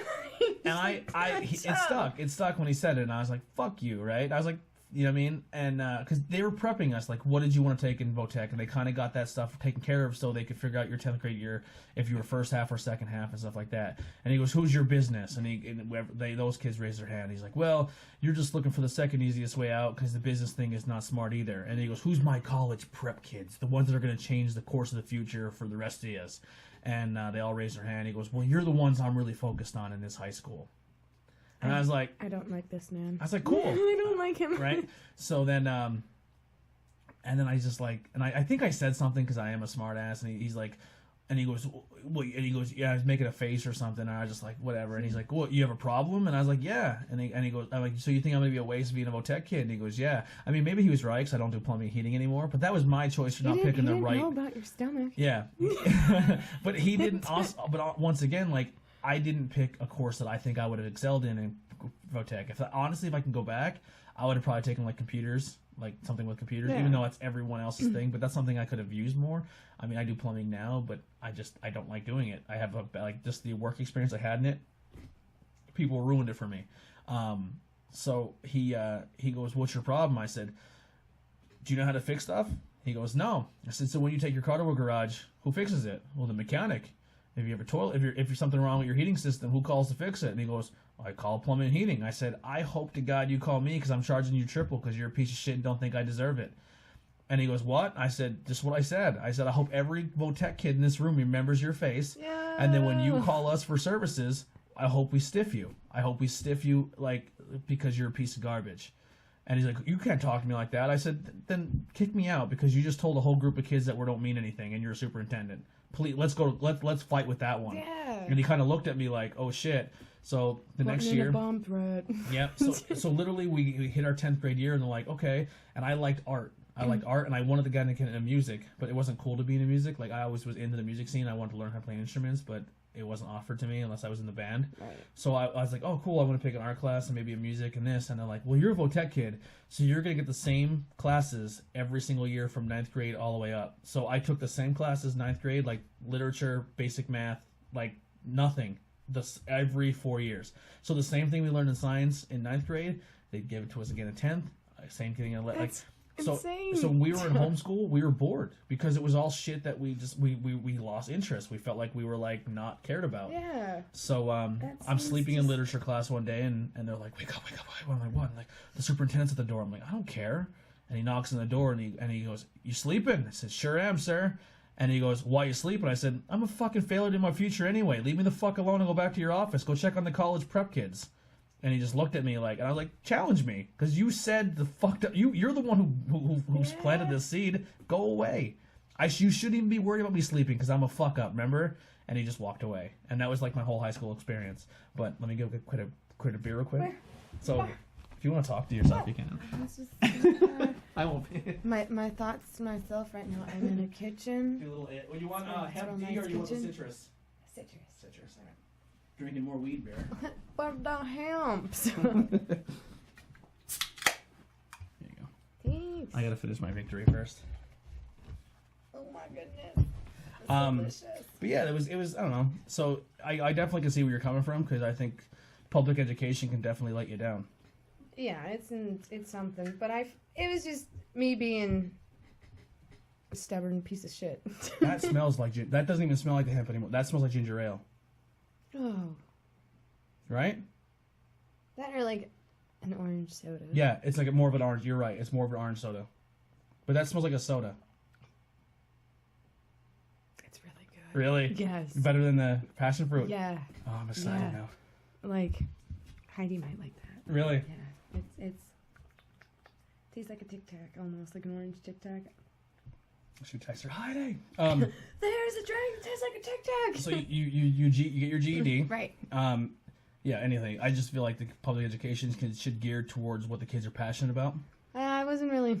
I was just like, I was too involved with friends of like doing things. I'm like, oh, I'm out. I'm like, party kid. Gotta be out. Gotta live life. Gotta live large. Mm-hmm. But do you think if they would have catered maybe to your more creative side and taught you more art history and art and stuff, do you think you'd been more engaged? Probably, but it was just like more or less of me actually getting into the building. Yeah. Because But the thing is, you have to build that or like have trust and build something to be excited for to come back into the building. Or like have the stimulant to be like, oh, well, this is what I'm doing tomorrow. Like, oh, this is great. It's gonna be great. Like, no, I literally would hide in my basement and act like I'm going to school. Like, I'd shut the front door and quick scuttle into my basement and wait for my mom to leave. Now, when did your mom find out? Like, did you ever get, like, a truancy letter or anything? Oh, yeah. They never made it into her palms. Oh, so you get the mail before she would? Oh, yeah. At home. I was home all the time. And, like, even with, like, a bad report card, I legitimately burnt one in the backyard. Just... Bye. Bye. Bye. It didn't matter. No, I was an asshole. Like, I would piss her off so much because she couldn't. It was just me and her. It was just me and my mom. Yeah. Was your house like the hangout spot? Like the people come to your house because your mom wasn't home? Yeah. In between my house and Kira's. Yeah. We'd always be just everybody. Everybody would be at our houses, and like Kira, if the 3rd Street playground was here, her backyard like looked at it. So we'd always be together. Like when I would sneak out and like go to each other's house. I'm like, I will meet you in the alley, or like I'll just come up. Like that's how close we all were. Just that whole town was that close. But yeah, I'd like everyone hung out on my porch. We had a bench. We had a bench on the front porch, and I'd come home from whatever. Like I don't have a cell phone. I'm like 12, whatever. How old? Just like 15 kids sitting on the porch almost every day, or just somebody. Yeah. That was we had to hang out on, we called it Spruce Street, and we were the Spruce Street Gang Incorporated. We had a little name and everything. I was like one of the only dudes, and then more guys start coming, but it was just me hanging out with a bunch of girls, and we all hung out on Spruce Street. It was fun. Yeah, I moved to town, like kindergarten, 1st grade, and I just really didn't talk to anyone. I didn't have many friends. And then I remember I went up the hill one day on my bike, and I was like, oh, because I kind of hung out myself in my alley, and then I went up the hill on Spruce Street, from South Street to Spruce Street, and these girls were like, do you want to hang out? And I'm like, cool. And then we just kind of like hang out, and then we were all friends. Like we just hung out all the time. It was really fun. But I definitely, that's a thing that kids don't experience anymore. Yeah, like when I go past my mom's house or like go past that playground, there's like nothing. It's like depressing. Yeah, and then if there are people, if I will like chill at my mom's house and like go walk to the shop or something, if there are people there, I'm like, I look like the dude from like the Extends commercial with like the big smile on my face, and people are like, what are you smiling at? I'm like, they're children, they're out. I'm like, it's so exciting to see that. but it's not anything compared to what it was like 10 years ago. The biggest thing I'm a very firm believer in is like Monty City. We didn't have much going for us. I mean, when it came even in sports, I was always the. I always think you guys were like big tough kids. Yeah, is like what your perception of Monty City. Yeah. Our football team was horrible. We were tough. Like Monty City kids were tough, and our football team should have been better than what it was. Big potato sacks. But our football coaching staff didn't work with the talent they had, and they kind of got everyone to hate each other, and it didn't work. But our basketball program was always really good. Like girls and boys for a long time. Like if no one fucked with us in basketball. Nice. Like, and I think that was a firm thing. Is like if you walked around the town of Monty City, there's like 1, 2, 3, 4, 5, maybe 6 basketball courts in town, and every court was packed with kids. And I remember there was like the east side court and the west side court, and if the best kids in town played at one court, and then the other best kids in the other side of town played in the other court, and everyone kind of kept to themselves. And then once they would hit like a certain age in basketball, they're like, oh, these are the best. Like that's all kids did was play basketball, and it translated to our team. Yeah. And now you kind of look at like the kids now, girls basketball wise were super talented, but the boys side they struggle. But you drive around town anymore, and the courts are empty. No one's using them. If I could be a little kid again, I'd just go to all the playgrounds. Yeah, if you did that now, you'd be completely alone. Like nobody would be there. You would have no one to hang out with because no one allows their kids to go. And then if they do go take their kids to the park, it's the mom just like talking to a stranger. Yeah. Who's he talking to? And like people like even get freaked there's no out. freedom. No, and like people even get freaked out over the freaking ice cream lady anymore. Be like, why is she out there in a thunderstorm? She must be insane. I'm like, yo, it's ice cream. Don't you? You're gonna go outside in the freaking rainstorm to get an ice cream? Our cone? dog like, goes crazy for the ice cream truck. Oh. If Lady hears the ice cream truck, like her and our Saint Bernard that we had, Cujo, they would hear the music and go up to the window like children because they knew like we'd go get ice cream and we'd bring a cup of vanilla ice cream in and give it to the dogs. So that we conditioned our dogs to hear the music and like. The ice cream truck's on! Like, and the days we don't have money, we're like, just pretend you don't hear it. And the dog would be like her ears would perk up, and she'd be like nudging at us, like, bro, ice cream truck. And we gotta go. Like, I remember, the ice cream lady will stop at the shop for us. Really? When she goes out on a run, she'll just stop in the front of it, because she knows at least one of us are gonna come out. And she even got to the point where she'd stop at my mom's house because she knows Jim would come out for ice cream. Yeah. If none of us were at the shop and she'd like go past the house, one of us are gonna pop. That's a really cool shop. I like that shop a lot. I haven't been there since Chris and Kira left. Because they were like my tattoo artists. Yeah. No, it's so different. I love them too, but like it's so different now. Like that whole building it's opened up. There's 3 floors to it, where it might have been only like 2 at that point. No, it was still 3. Cause I got tattooed by Chris on the 3rd floor. Oh, nice. Okay. And I was tattooed by Chris on the 2nd floor. Yeah. And then I was tattooed by Kira on the 2nd floor. Nice. Like when I came back, like a little less than 2 years ago, everything was new to me. Like I had no idea what I was when I went there, it was only John, Kira, Chris, Kirky, and the main dude, Jim. Jim. I know, and there was like a Rebecca girl there in and out with apprenticing. I don't know. There's just so many people. Yeah. It was awesome. Like I remember the graffiti work that Chris and Kara did going up the stairs, and like it's a clean shop. It's immaculate. It's very comforting, warming. It's a hangout. Yeah. Like when I'm there, because I'm working for my family. You know what I mean? Like my mom's always there. Jim's my mom's, hubby and stuff like that. So I'm like, cool, working for the fam. I'm like, some days I just don't want to go there. Yeah. I don't even want to bother. But it's not that bad. Yeah. It's not that bad because, like, dealing with, like, Jim's mood swings and stuff like that here and there, it is what it is. I've been around him for, like, over 11 years, so, like, I get it. That's where, like, other people in the shop are like, how the heck can you just say something to him and be so nasty and, like, or upset, and you just, like, shrug it off and you go about your day. Because you're not really saying it to as, like, a worker or your boss. You're saying to more like A father figure? I guess so. Just like I'm just so used to him that like I just kind of pay no mind to like the animosity that's happening right now, because that's not me. I'm like, I'm not gonna let it bother me more than it ever should, because then that's where you just like it's not a fun work environment then. Yeah. But like he's great. He's great, but it's just like he comes off as a bully a bit. Like he will bully you into perfection. Yeah. And that's the thing, and I'm just like, okay. But other than that, like, it's great. It's a great environment, right? Like, I can't complain. Like, I have my own room. I'm by myself. Where are you at in the shop? So I'm on the 3rd floor. Back or the middle? Right when you hit the top of the stairs. So straight ahead or to the right? No, the right's the bath. Is there a bathroom there, right? Yeah, so there's, like, when we come up the steps, there's the first room, a bathroom, and then the 3rd room. Yeah. So I'm that first room that will hang it right, all right. Yeah. Like, hands, hang it right. And, like, my room kind of dips, but it's so comfy. I love it so much. Like, I have stars on my ceiling that are just, like, flickering lights, and I have, like, a wall tapestry. The next episode we do is going to be, you're going to be tattooing me. We're going to talk more. Yeah. That'll be so much fun. Now, if this is too much, then you obviously don't have to answer, but you were saying a little before, like, it was just you and your mom growing up, and your brother, obviously, right? The same moms, different dads. So he, like, with my brother, like, he was with me, and then he was with his dad here and there. So, like... So he was, like, he bounced between parents. Yeah. Which, okay.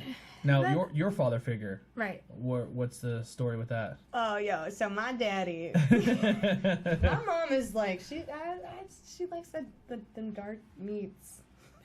So my dad... is to clarify that. Okay, so my dad's Mexican and like Jim's Puerto Rican and Irish, but like I'm not matter. I like girl with complexion as well. That's my sucker. My mom's like a little white girl, so it's so funny to be like, Mom, you like them darkies? Yeah. You like them brown? When I seen Heidi and she had the darker complexion, I was like, I like that. I'm into that. I want to touch that butt. Yeah, I want to touch that butt. That's exactly what I thought.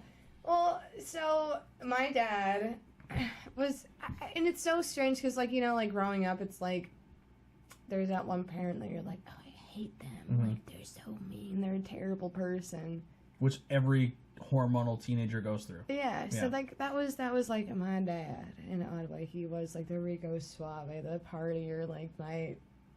I hope he never sees it. Like my drug dealing daddy. Yeah. So he lived like the life of like Tony Montana. Like we always were in St. Clair, but we were in like the outskirts of St. Clair, private property. Like nobody could touch that land. He'd always have parties. Like Cool Daddy grew back in the day. Used to play on that. Mexican so like parties don't fuck around.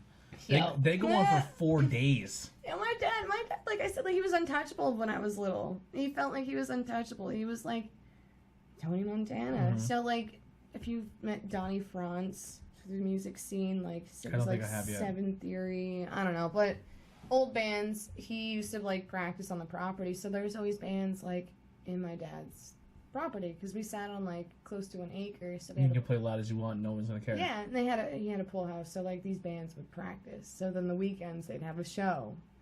Well, lo and behold, like just my dad like having all these crazy parties and stuff. Like my history teacher picked me up when I was 2 to take me back into my mom. You know what I mean? Like then years later, being in like whatever grade, I'll say like 7th grade, he's like, Smith, is Mr. Joe Smith your dad? And I'm like, yeah. And he's like, oh my god, I had a house party once. I'm just like, oh, okay, cool. I learned a lot about my history teacher that day because he was probably doing stuff at my dad's house party. Yeah, I was like, oh, okay, I know what you like. Sure. You know, like, so like my dad was just a party guy, like whatever, he partied, he had fun. He was there, wasn't there. Are you still in talk to your dad or communication? So now we're super close. Like it's so cool just to see like the whole transition throughout the years of being like he was a bad guy. Now I'm like, oh my god, he's like this humble fat guy. He loves life. Does he still live in the area? Yeah. So he's like down in like the Summit Station area. So it's cool. Nice. But I don't know. I'll talk to him for a bit and then I won't see him for a little. Same with my mom. Like, well, then again, I see my mom every day because of work. But if I was out of state, like I still talk to them, but it's not like every day. Now, when how you said your brother was from a different father, right? Did you ever? I know some siblings that have that situation. Like, would you ever go with your brother to his dad's house, or was like they kept it separate? No, So, like, for me being up here, and they lived in Hamburg, like, I wasn't really a part of, like, that, like... You're good. Get the charger! No, it just I came unplugged. No, so, like, I don't know, like, we didn't really get that close. That would have been horrible. We'd have lost everything. No, good thing we caught that. But, yeah, no, like, he and I didn't get that closeness, whereas, like, he had another brother, too, from another mother. So, like, it was just like the gray area. Like, I never got to go down and, like, to see him at his dad's house or, like, have sleepovers and stuff like that. And, like, that big age gap. So there was a part of your brother's life that you have no idea about. Yeah, but I mean, like, but we've gotten up so much in, like, in the past years and stuff that we haven't really skipped a beat. You know what I mean? So even though that we have this age gap, like, he's, like, the closest thing that I have. Yeah. So, Is he's still in the area? Ooh, excuse me. I probably met him or seen him and I don't even know it. Ryan Phillips is my brother. I have this. I'm terrible with names and faces. Okay. He so when he was up here in the area, like, cause he's all over the place. Like, he's like really good friends with like Joe Barnes, like Jared Richards, Justin Miller from Minersville, and he was like bajillion. But he was like Jay Mills, one of his best friends too. And, like, so my brother was, like, in the DJ scene. So he was always at, like, Memory Lane, like, doing... I remember Memory Lane. Yeah, so if you remember Memory Lane, if you know... It's all a blur, but I remember going. It's a blur. So his DJ name was Step Kinetic, or is Step Kinetic, but he yeah, so, like, he was a part of that scene. So, like, EDM music, drum and bass music, like, that's huge for me because of him. Yeah. But, like, just growing up and stuff, like, if he was... here with me, then he was here with, you know, my mom and my dad, and then, like, he'd be gone. So, like, there's, like, that achy heartbreak of, like, you know, we had this crazy disconnect because, like, our parents were so young, too. And that's what I've come to realize. And, like, those outlooks on, like, my dad stuff, like, oh, you know, he was, like, such a bad guy. But I'm like, whoa, wait. Reverse this. Was he young when he had you? Exactly. So, when I was, like, looking at that, too, I was like, Mom, I'm like, you had me when you were 28. Yeah. And I was like, and my dad was 27, doing the crazy things that he wanted to be doing. I was like, y'all were babies. Yeah. So my dad was, I guess, still in college, like his first year of college, when he got my mom pregnant, and my mom was still in her senior year of high school. So, like, growing up, I had weird, like, I was always put here, or I was sent here for babysitting, or, like, if I was always somewhere else besides that. And then I remember I always had that disconnect. And then when my brother was born, I was like, "Oh, this dude's getting a lot different treatment than I had growing." And then puberty hit and teenage years, and I was like, I kind of just did my own thing. Like, it was kind of like this is not a knock against my parents. I love my parents to death, but we did have a disconnect for a long time, even if they're not even aware of it. But I would just, like, leave for the weekend, and then I remember the one time I literally left for the weekend. And I went with my other friends, and I don't even remember where we went. This girl took us to somewhere like maybe even Allentown, or somewhere like an hour, 2-hour drive away. And I remember I left for the weekend, and I came home, and my friend's mom lost her shit because she had no idea where her kids were. And 2 of them were over the age of 18. And she was like, and they're like, yo, we are in so much trouble. We thought we can get away with this. And I was like, oh man, I'm probably in trouble too. And I walked in the front door, and they're like, "Oh, cool, you're home." They're like, "Oh, welcome back." And I was like, "Oh, like, I was like, I kind of wanted to be in trouble, like, but it was just like I kind of, they let me do things, like, I had a freedom. I could have been a lot worse than what I would have been, but I think maybe they were like, same here. I think in retrospect, maybe I could be wrong, but they were kind of like, all right, if he went away for the weekend, he probably had a good enough head in his shoulders that if he did something, or if he got in some trouble, he would tell us about it. Yeah, like my mom thought I was responsible enough just to, like, do some of the things that I was doing. I used to leave with a pawn. Like, at 14 years old, I got a job at a pawn shop down the street, and they would take me away for the weekend at 14, 15 years old, like 2 adults. My parents were like, have fun. Okay, bye. We have Austin. Yeah, it's fine, okay. Like, now, looking back at that, like, if I had a 14-year-old kid, and I love the people from the pawn shop. To this day, we're still, like, amazing friends. But I remember, like, I'm thinking about it, and I always tell my, like, the lady who, and now, because the guy who used to run it, he passed away.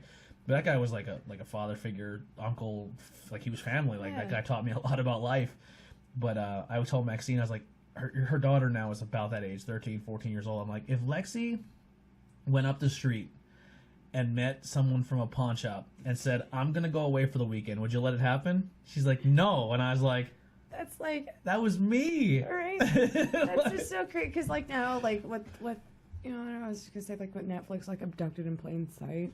Yeah, I could have been abducted. Oh. I could have been a sex trafficker kid. Could have been a mule. Aliens. Yeah, You gotta reproduce before the aliens come. The aliens are coming down. They're coming. You gotta make a baby before you're 16. It's fine. Oh my god, what was that one? That was abducted. That was the one from abducted in plain sight. Where the guy, that was crazy. I lost my shit with that one. Yeah, when that old guy is sitting in the chair. If you haven't watched this yet, go on Netflix. But the guy's sitting in the chair and he's like, we were sitting in the car. Oh god! You already know where I'm going with Yes. it. And he's like, we were sitting in the car and he's like, you know what, Jim? My wife, she's not taking care of me.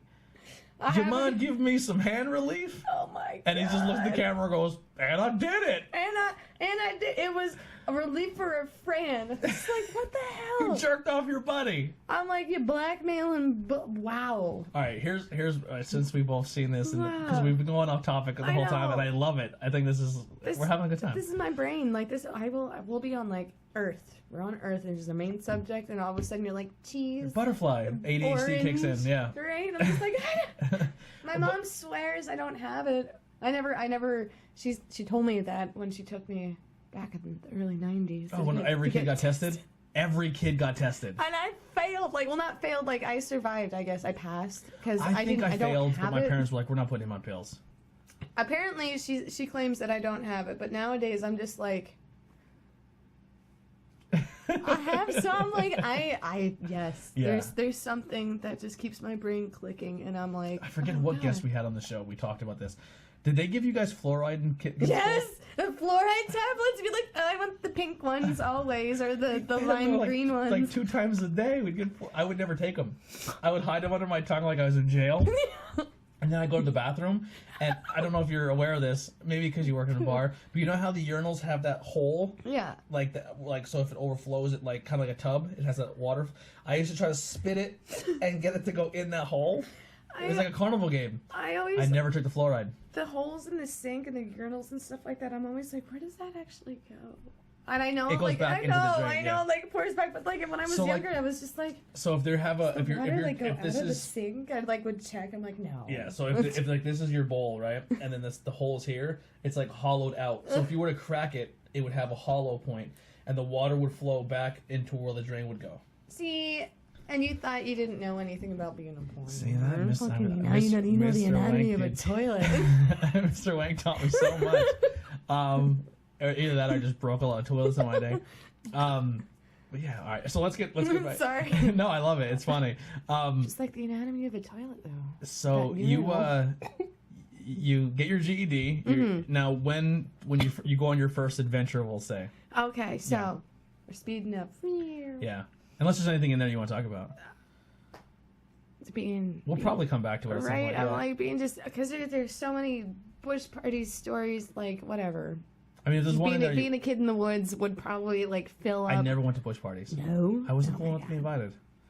Yeah, we gotta have one. Yeah, we just have to go. Just like grown people in a bush drinking. Yeah, why not? I'll do it. I haven't done one in years. I would do that. You know another thing I've never done? So I've done 3 things. Party. Yeah. Bush party. Whoever wants to have a bush party with us. And we don't have to run from the cops. Yeah. Yeah, it'd be great. It'd be fine.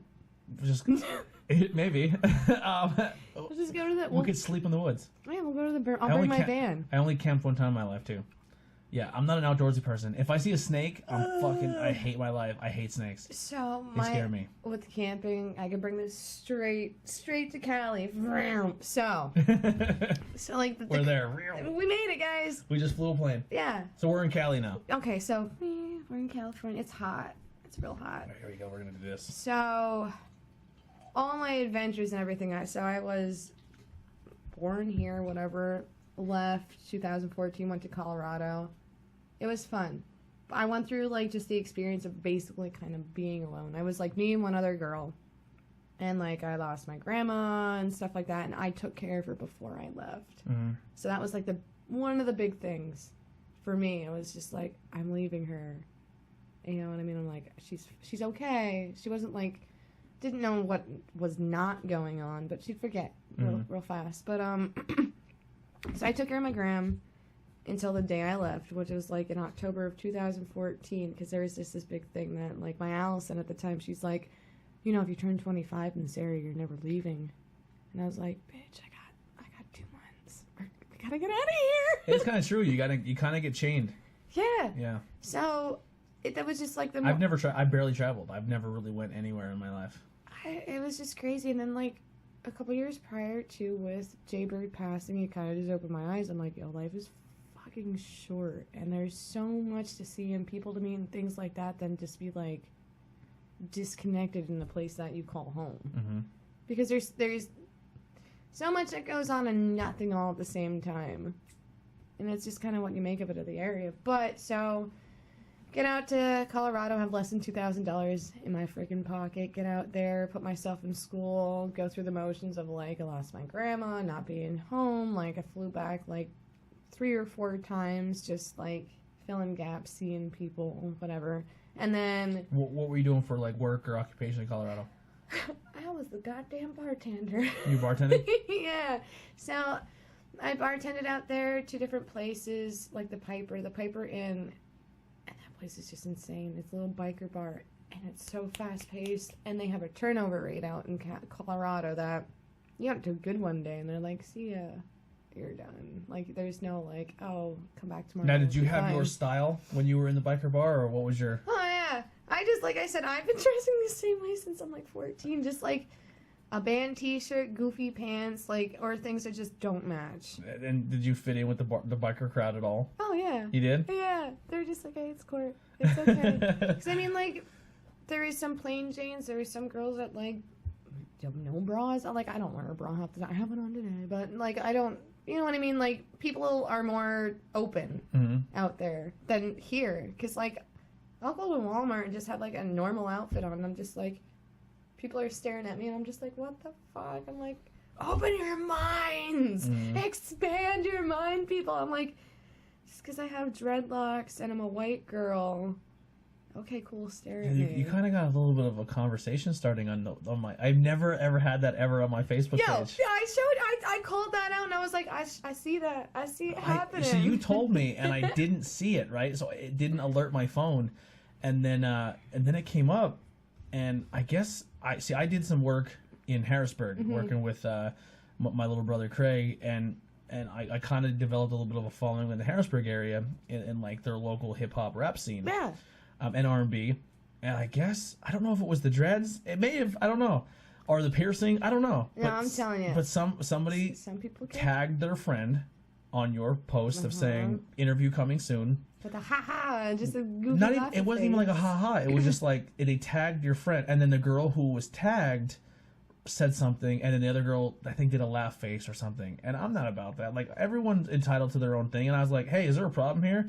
And she's like, mind your own business, and I was like, well, you're on my page. Yeah. If you're here to pick on somebody or say something negative, that's not what I'm about here. Yeah, it's just so funny because I'm like, totally, I get it. Like, I get when they can be like, this sister ain't a sister. Like, no, she ain't got no blah blah blah. Whatever, it's hair, it's hair. But I love my dreadlocks. Like, what was your inspiration for your dreads? Was it like the Bob Marley scene, or just? I don't know. I started them at random. So, like, Chris started, like, a couple of mine. Because my hair was just, it's long, it's curly, it's nappy.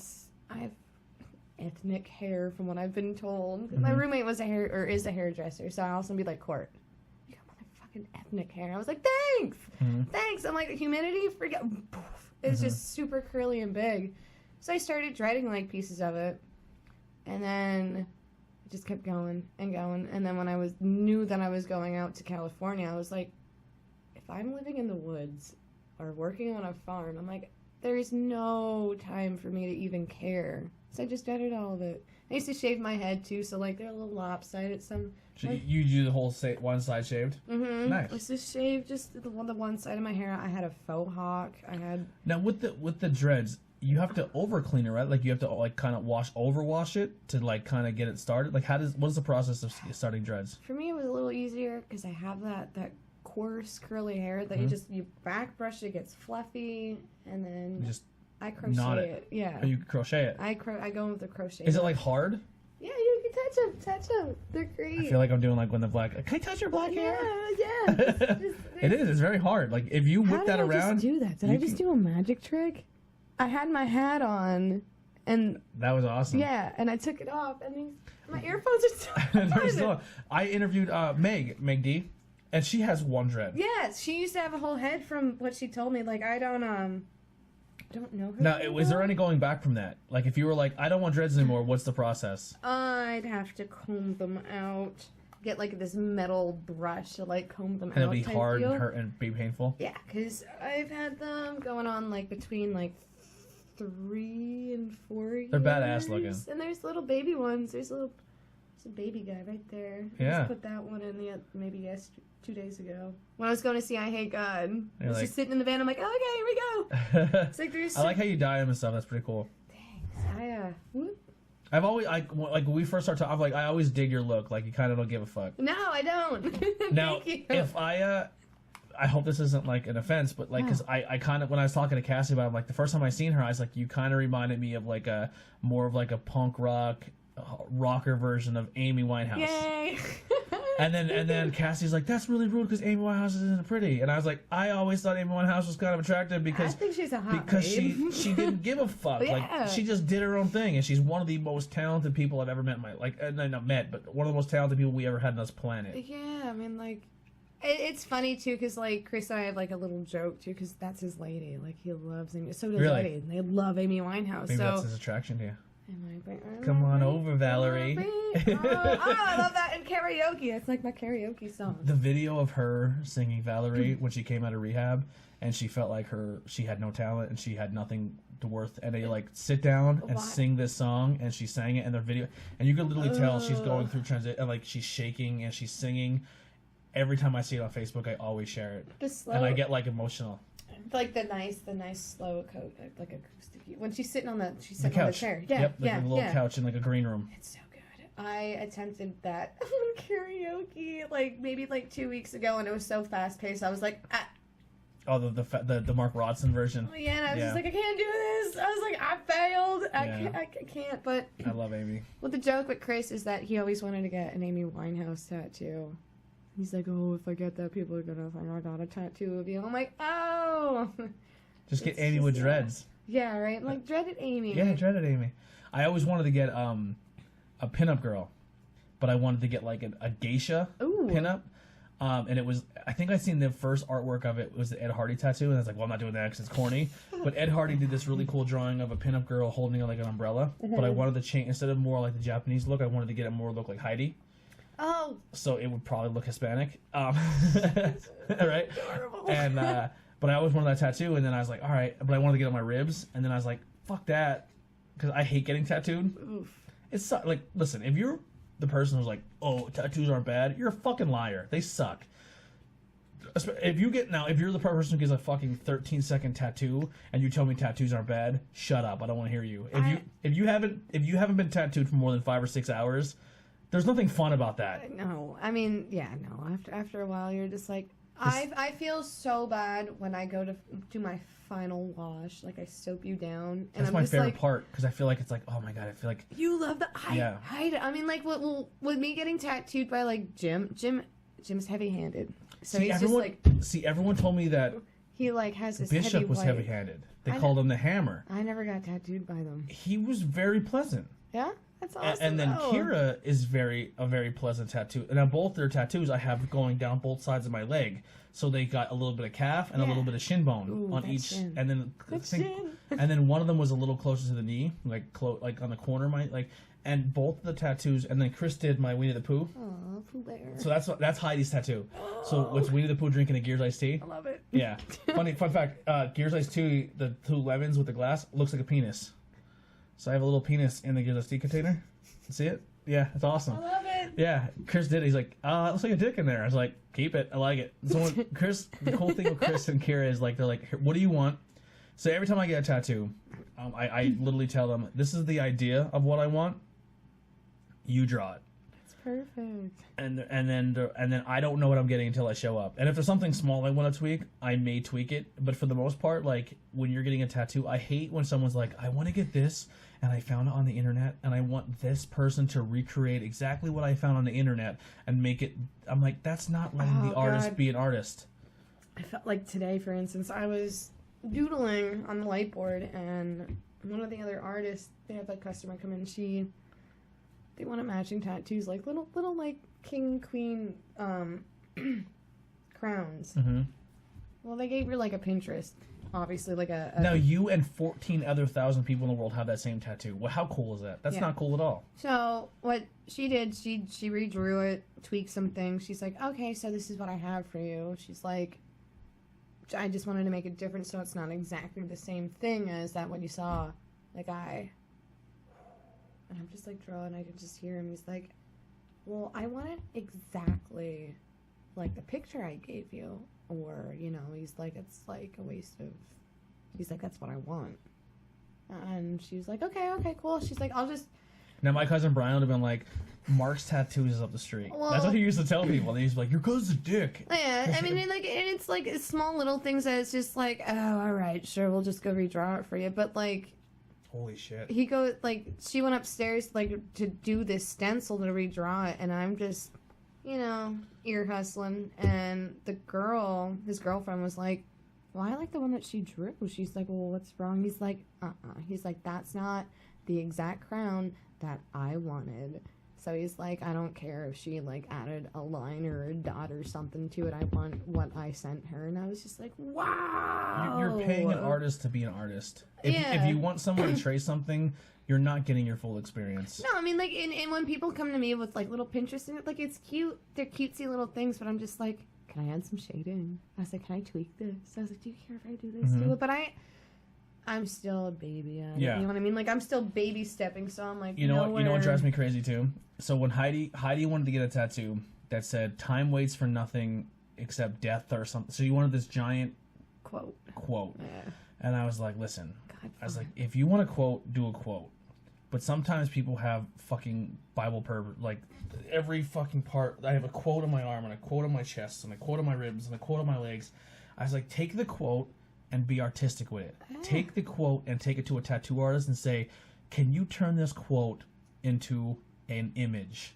And say, and I told Heidi, I said, you know what would be cool instead of that quote? Instead of getting time waits for nothing except death or something like that, get everything that represents time and death in one tattoo. I said, get an hourglass, get a candle about to burn out, get a skull, get a raven, like a bird, get an old fucking time watch. And she went to Johnny. And Johnny did it on her leg. So she has a calf. I mean, I guess quad. Your quad. Yeah. She has. She has like her upper leg. She has an upper leg piece done by Johnny, and it's like instead of getting the quote, she got the quote represented in an image. That's sweet. Yeah, like John's so good with realistic looking things too. Yeah. Like portrait.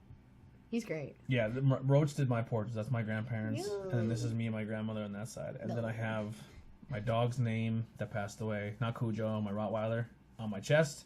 And then I have my Mexican Chicano gangster tattoo. Chicano. I have the laugh now cry later faces on my calf. Little theatrics. And then and then I found out that's like a huge like Mexican cartel tattoo, like MS-13 tattoo. Well, now you learned something. Yep. And I was like, cool, I have a gang tattoo. I'm afraid to wear shorts. Should we put a 31 on there instead of a 13? It'd be like 31. I do want a 31 tattoo. Only because, so you know how like every Friday the 13th you go to a tattoo shop and you're like, I want a 13. I always thought it was funny because I'm pretty fly for a white guy. I was just gonna say my brain went straight to the offspring. I want a 31 tattoo for that reason. That would be so I don't know where I want it yet, but so like my whole idea is I want this side to be like my. Because I have two personalities, obviously. Everyone does, right? You have your fun, happy, colorful life, and then you have where you came from and your sad boy, you didn't feel like you fit in life, where you got picked on, bullied, and beat up. So I kind of want like a darker themed on this side and a lighter theme on this side. But I just got to figure out what I want to get there. I'll get there, too. Yeah. My mom was really awesome enough to like she let me get my first tattoo when I was like 16. What was your first tattoo? On the back of, like, the lower back of my neck, it says fate. Fate? Yes. So I used to write that on my school books, on my shoes, and, like, things like that. What's on your hand? The little scribble on your, like that? Oh, so right before I left Colorado, so we're getting so close to California. We're getting there. We flew there and then we came back. Yeah, we're climbing. All right, go back to Colorado. Okay, so tattoo shop in Colorado. I got to do an apprenticeship for my piercing. So before I even got back here, like, I learned how to pierce out there. But this was one of my tattoos at my Zach gave me. His name is Zach, and it says, "Here's to hoping." Okay. So it faded real fast because within a month is right when I hit the farm. So I was just like, oh, you ruined it, like it. Yeah, sun and working. That wear and tear, but it stayed. And is that a hot dog on your arm? Oh yeah, that's my cheap date. She's got a drip. She's not very nice, but my buddy has a hot dog playing art guitar on his arm. Are you serious? On his leg. Yeah. I was as we were talking, I was looking at some of your tattoos. Yeah. So here's the reason why I tell people not to get a lot of tattoo oh yeah, you because see if that? the tattoo artist they go too deep, then it pops. I got that around the same time. So maybe I was still like in the age of like 16, 17. Do you want to take a whack at what that used to say? Does it say promise? Yes. Okay. I tell people that it now says Ronnie. I love Ronnie. Whoever you are, Ronnie, I love you. I can see now. That's another thing that drives me crazy too. When someone's like, "All right, I want this donkey tattooed on me, this donkey, but I want it this big." Yeah. And the tattooer's like, "Fuck you," and they're like, well, "You're not fucking good at what you do." No, asshole. That's fucking super hard to do. Oh, now you have a new birthmark. Like, yeah. Here's your smudge. You put it on your butt cheek, and you got a new. And realistically, when it comes to the ink, it comes to me opening a needle, me putting my gun together. The minimum cost for your fucking penny tattoo is gonna be fucking $50, and that's not even making me money. Yeah, but that's just what it's gonna cost me in tools to set that tattoo up. At least with like my guys, so my artist Zach that I got to like work with in Colorado or whatever, he like broke it down that. At least out there, he's like, it cost me $20 just to set my tray up. So I was like, okay, cool. Because when he did this for me, I was like, well, what do you want? Because I'm your coworker. I'm like, what do you want me to give you? He's like $20 because that's what it cost me to set my shit up. So I'm like, all right. So like at least now knowing that, I'm like, no matter what, like for me, like right now, like my minimal is like $30. Then again, like I'm still an apprentice. I'm a newbie, so like I can't do like regular shop pricings and stuff like that. So I'm like, okay, so there's $20 for the initial setup. I'm like, okay, small tattoo, all right, cool, $30. That works. Yeah. Until you know what I mean, like a year or two from now. I feel like even if you get something that's this big, like if your minimum, you should walk into a tattoo shop expecting to pay no less than $100.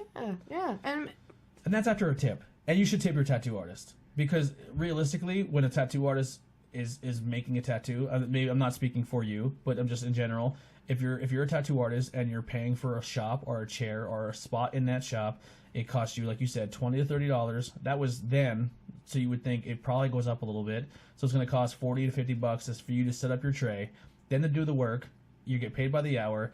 And then you have to then take some of your profit and pay back the shop because you're sitting in their chair and you're using their electricity. Yeah, I mean, like Jim's really lenient, at least with the apprentices. He's like, make your money now, build that clientele. He's like, but once you get to that, and I feel that you're just busy all the time. He's like, that's when booth rent happens. That's when a percentage comes out. Yeah. So. I'm like, I'm not at that point yet, but... And if you want a shitty tattoo, go look at my Facebook. I just posted a bunch of really terrible ones that you can get from some dude for $40 in his kitchen. Did you see some of those? No, I need to look at those. It's...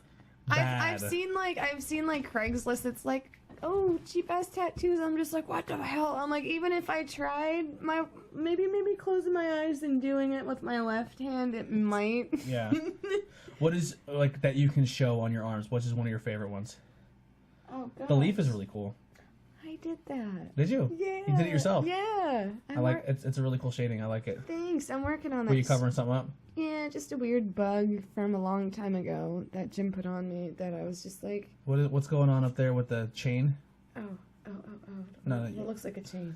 No, I don't know this what looks like a chain. this one. Oh, the kitty cat? Oh, it's a kitty cat with a really long neck. Yes, so it's like a dead sphinx. That's another old one. So. And on the inside of your arm, you got something going on there. The face. Oh, her. Yeah. That's pretty. These pretty are bad. all from a new image. So these are like old tattoos. The triple-eyed cat is cool looking on your hand. She's a 5-eye. So is my 5-eyed pussy puncher. Johnny did my hands. Did like the cat and the heart is really good for being such a small surface. Right? He crammed it in there. So it's like a crystal ball with your heart inside. Just being a weirdo. I'm like, ew. I don't have anything on my hand but a brand. I got branded. They didn't hurt. Like, it's a lighter. It's a lighter brand, but it looks like a fucking chicken foot or a Jedi. I see that. Yeah, it's horrible. And then I got branded by a beer bottle cap. That's a really big bottle cap. Yeah. It was really Bud Light Platinum, and it was heated up. I was really intoxicated, and it was heated up probably 5 or 6 times because I kept saying it wasn't hot enough and it wasn't going to leave a mark. Before we leave, you have to see Heidi's brand. Oh, she got the same thing done. Hers keloided. Tea tree oil might help. I know it's been years, but just she hates it. She wants to get covered up with a tattoo. Ooh. Yeah, it's rough. All right, so we're in Colorado. Okay, so we're finally about to get back in my van. Yeah. Actually, I bought a car before I left there. So, oh my gosh, traveling, we're almost there. We're almost getting ready to go to California. So I get this tattoo. So I did massage school, and I put myself through that schooling, and it almost felt like high school again. It was like I had to catch up and miss a bunch of days. So for my grandmother passing away, I was like, I'm gonna be depressed. I'm not going to school. Oh, you can only miss 3 days? I'm gonna miss 15. It's fine. I had to play catch up. And I made such good friends there, but the one lady, this one cute, teeny tiny little lady, Vanessa, made like the best of friends with her, and she's like, we have like a 10-year difference. It was so cool. But that was my saying, like, here's to hoping. Every time we do a test, I never studied. I did the test that day. I mean, like that kid that like I literally maybe looked at what I needed to figure out for that test, like I couldn't study either. An hour. It stressed me out. An hour prior, I'm like, I can retain it really well, but I was just like, let's test my own brain. I'm just gonna be cocky about it. I aced everything except for maybe like one class I fucked up on something, but I'm a massage therapist. I did it. So that was like my saying, like, here's to hoping. So Vanessa and I got these matching tattoos, and like a couple days after that, just packed up and was getting ready to go. So what brought me onto that? I brought Chris out to Colorado because I was like, I can't live without you. I need you. I love you so much. Were you dating at the time?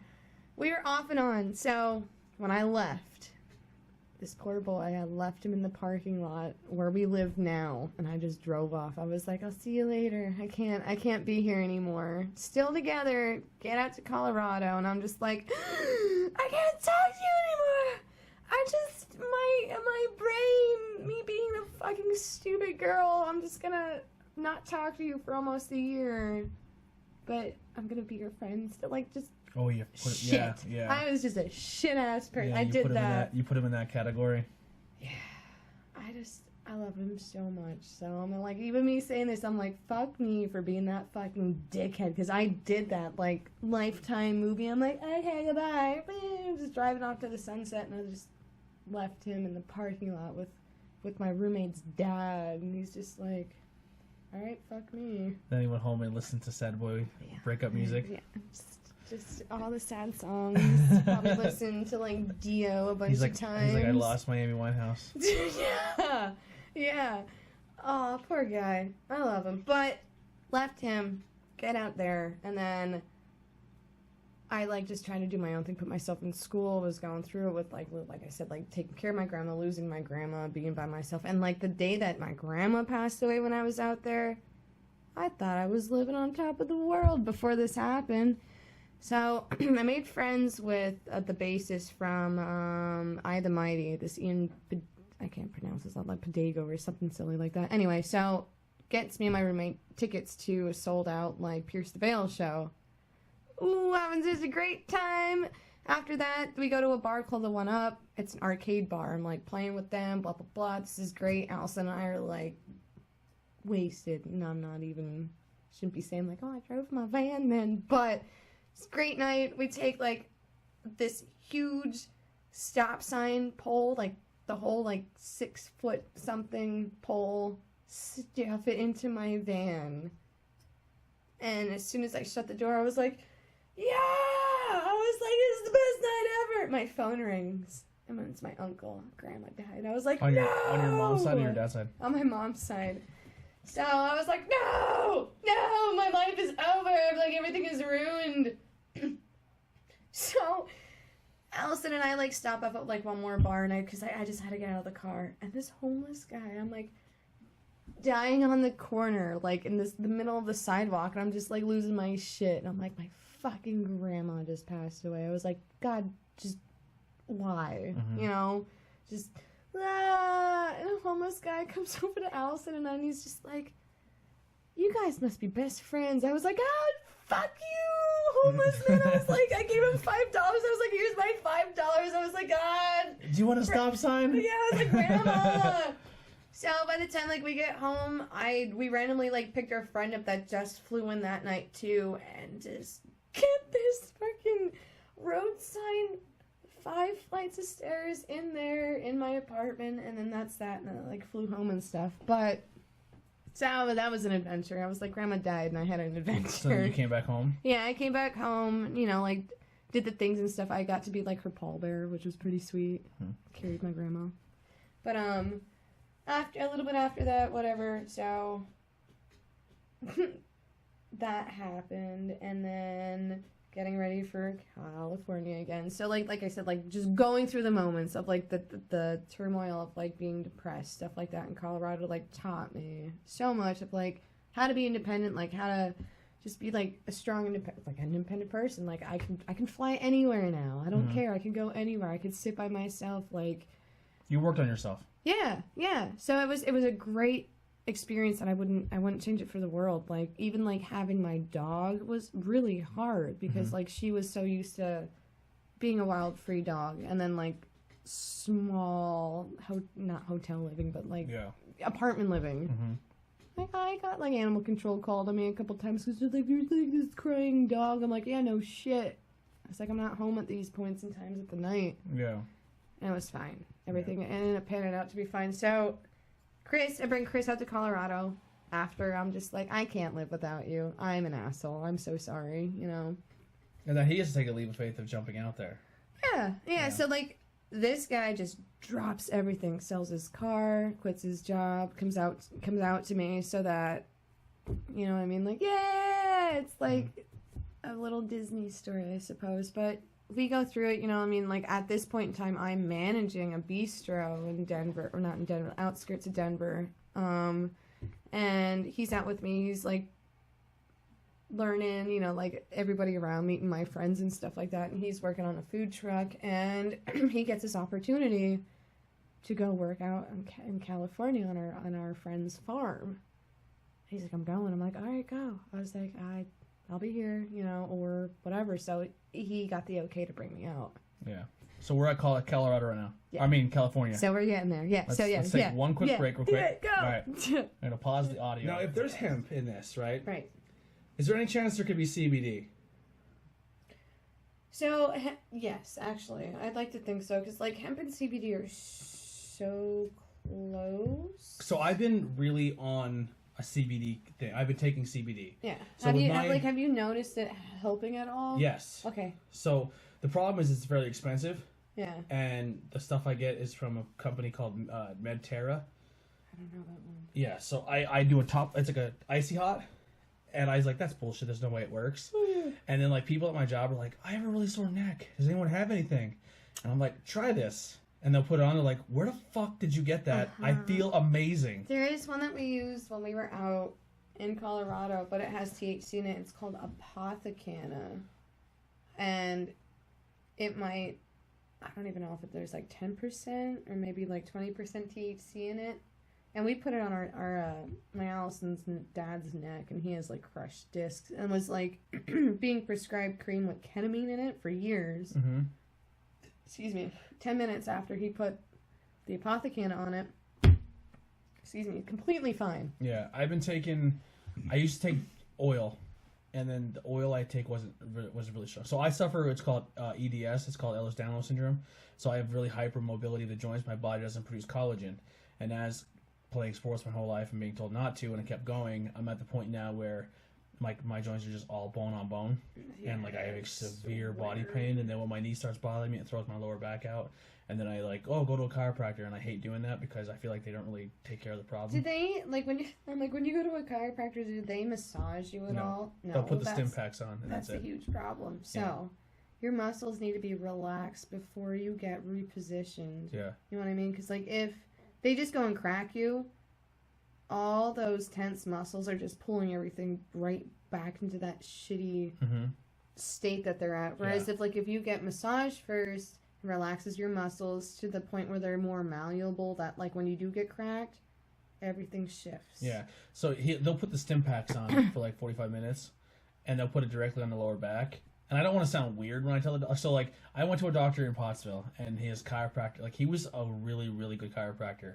So he was like, hey, I'm not trying to like be gay. Yeah. He goes, but your lower back problems aren't really so much your back pain.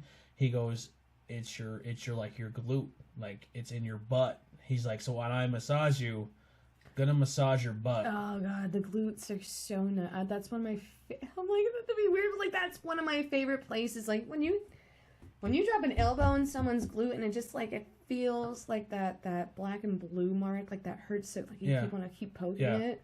I love that. Because then like your butt cheek goes like this, and then it goes. Yeah, so he did like a full massage, and then he did like a scar tissue scrape, and it hurt so fucking bad. Mm-hmm. But I didn't. I when I went to him, like he's just really expensive. I couldn't afford him, but I went there 3 times, and then I didn't have a problem for almost a year and a half. That's awesome. But I couldn't afford to go to him anymore. But yeah, so I've been doing the CBD, and I'm trying to do yoga and stuff, but it's just really hard because. I could always help you out. Yeah, but the hemp, like this beer, like I obviously I don't feel drunk at all. I feel like I'm on CBD more than I'm drunk right now. Yeah. Like I feel like this is something that more beer should do, is add hemp. Like you don't feel like I'm just gonna like slurp in my words. No, this is like a really different. I don't want to say because I'm not drunk at all. But I like when you get a really high doses of CBD, and you're like you don't feel high, but you feel like I don't have any joint pain right now.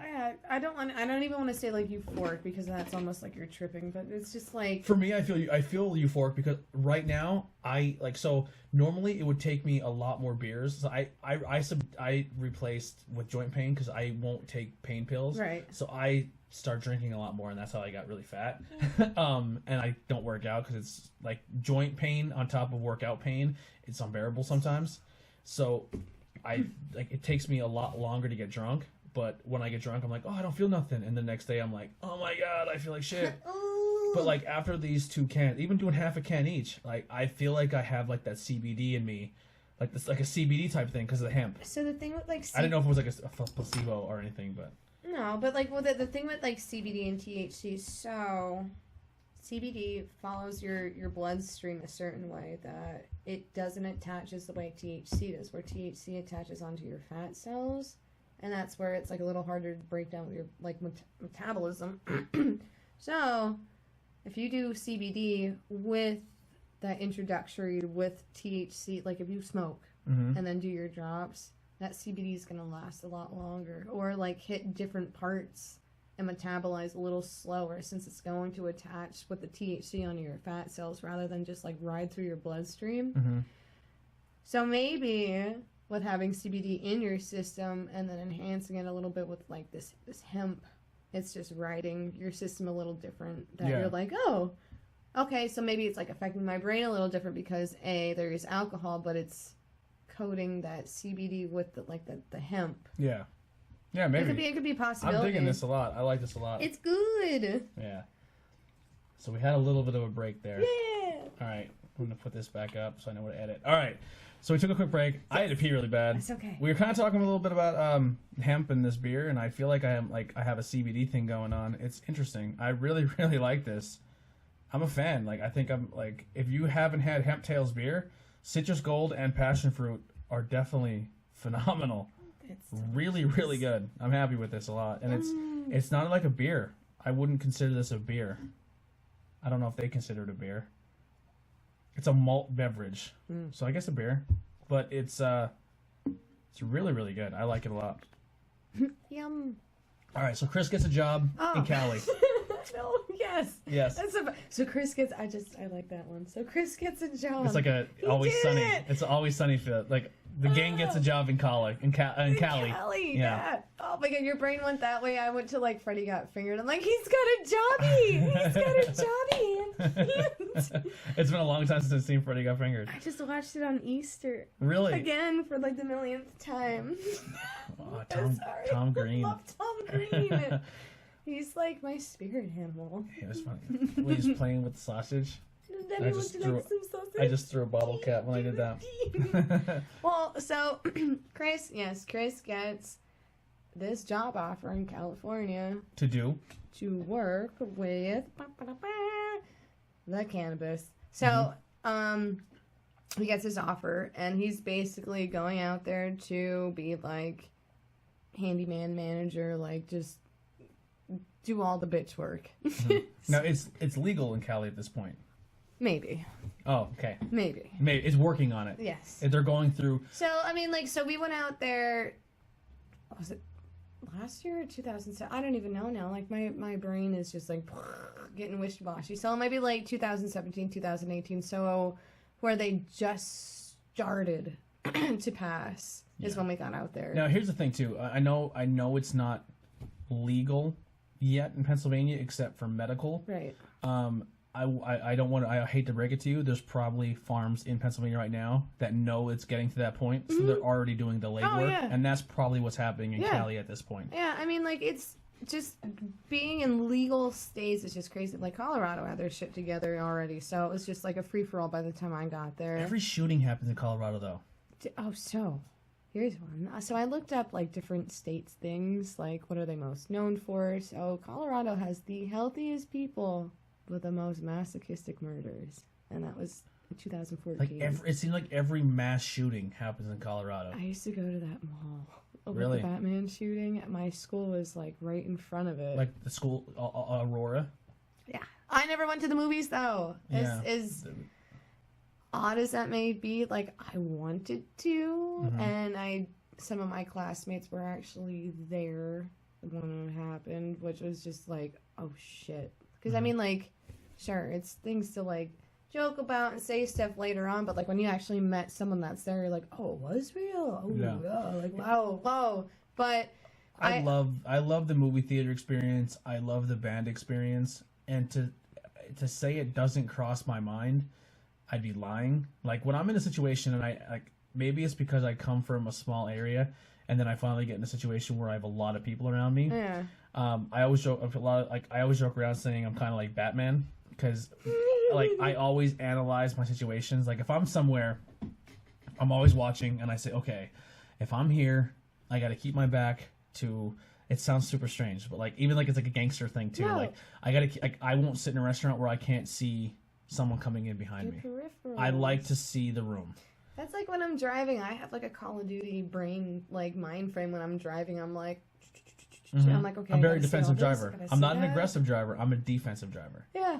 But so like when I'm in a room and I'm at a concert or I'm somewhere, I'll let my guard down a little bit and have a good time. But like we went to go see Endgame, and I'm thinking to myself like, we're here the day after it released. If somebody wanted to be a scumbag, this is the time it would happen. Right, but it just even sucks to even have to put ourselves in any type of mind frame like that. Yeah, it's like, horrible. It sucks, Yeah. but. I like just being the weirdo that I am. I'm like I frequent at that mall, but I knew which place and room and row that all happened, but I just never brought myself to go watch a movie there because frankly there wasn't any good movies and for me to be like, oh, that room, yeah, this aisle, the spooky feelings, yeah. but. Yeah, but All right, we're back to Cali. yes. We went back to Colorado real quick. I know, there's so much there. We're just like time traveling. There's just so much there. We're doing the time travel. We're doing it. We're going there, and then we're coming back, and then we're going again. Oh my god. These wizards, they take psychedelic drugs and they go in another dimension. Yeah, well, like mushrooms have just like gotten decriminalized in Denver. So what's happening? Now, we're gonna jump right back. Oh, into here we the, go. Here we go. We're so close. We're so close. We're so close. This is gonna be a 4-hour interview. They're starting to do a thing where I read, and I kind of heard about a little bit on Joe Rogan as well, where they're taking they microdose people. I've microdosed. I've done it. And it helps tremendously with anxiety and depression. Yes. So I mean, and like, mental illness. yeah. So there's different things in like with psilocybin that helps correct the chemical imbalances in your brain. So like when people, even like because I've met so many different people in my travels that are like kids that are slightly like, I don't even want to say like schizophrenic because that's just, you're so far gone if that's happening to you. But just like people who had like certain voices, different things going on that they're just like disassociated, went on this like shamanistic thing that they had to like trip on ayahuasca. Have you ever done that? No, I would like to, and if I did, it would have to be in the right setting. Like, I'm not going to be like, yo, guys, look, I just got this ayahuasca. We're going to do it in your smoke kitchen. it. It's going to be great, yeah. Now, don't you drink ayahuasca, or do you smoke it? It's both. You could, and the crazy thing is with like DMT, with like old, it's basic, almost along the same lines, is that like everything is made up of DMT.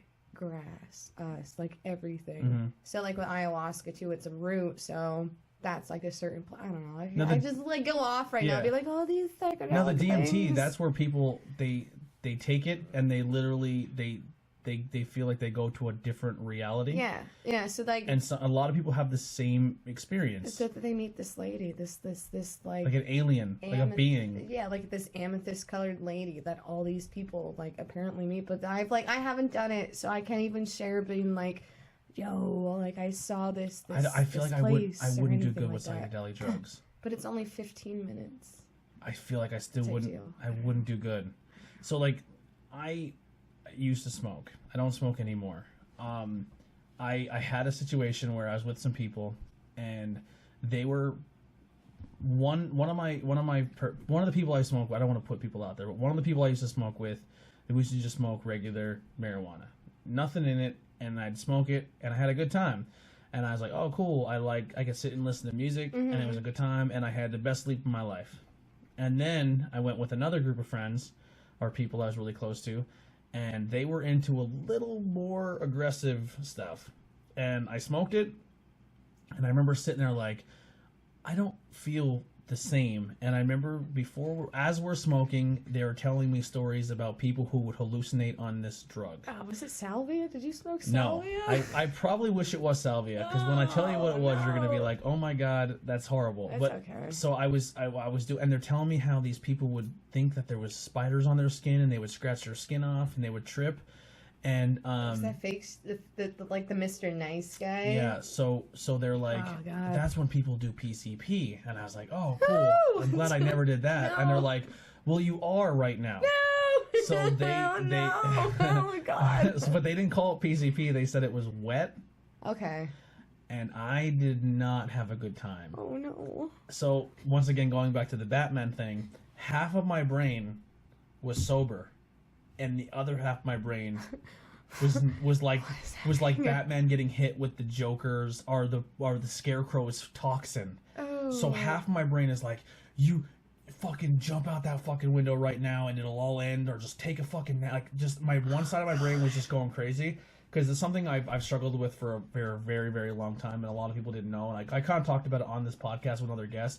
I struggled with suicidal thoughts for a long time, and a lot of it came from not feeling accepted or wanted, or I just felt like I was always picked on, bullied, and I was like, fuck it, people will be better without me, the whole nine. And then depression, anxiety.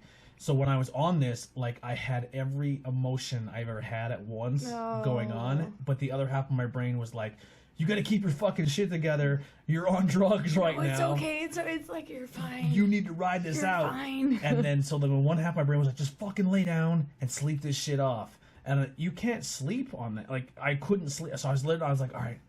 And I opened my eyes and I'm like, all right, easily a half hour has passed. 13 seconds. Like everything was tunneling. Like if I said hey, like, and then if I blinked, it was blink. Like everything was like in this horrible tunnel, and I was like, I thought like because I've drunk before, I was like, maybe if I puke, it'll go away. I couldn't even do that. Like I just did not have a good experience. That sounds terrible. Yeah, so I feel like hallucinogenics and me would not be a good time. Oh God, I'm trying to think. The last I was in California, we're making it there again. We're here. We're right here. We're back. We made it back. We're back. Like being on the farm and whatnot. One of the last times that I could say I accidentally tripped. Somebody dosed the sangria because it. So anytime it was somebody's birthday, when we were on the farm, we'd have X amount of hours to have a birthday party, like eat good food, maybe go down the river. Like, so I learned how to whitewater raft too. But I like kayaking. It's calm.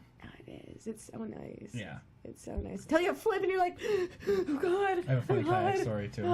But so we just have a great day. It's like someone's birthday, and we're just eating food. We're on the river all day. Got to come back to the farm, like close up, like the grow houses and stuff like that. Because no matter what, like we were on a time frame.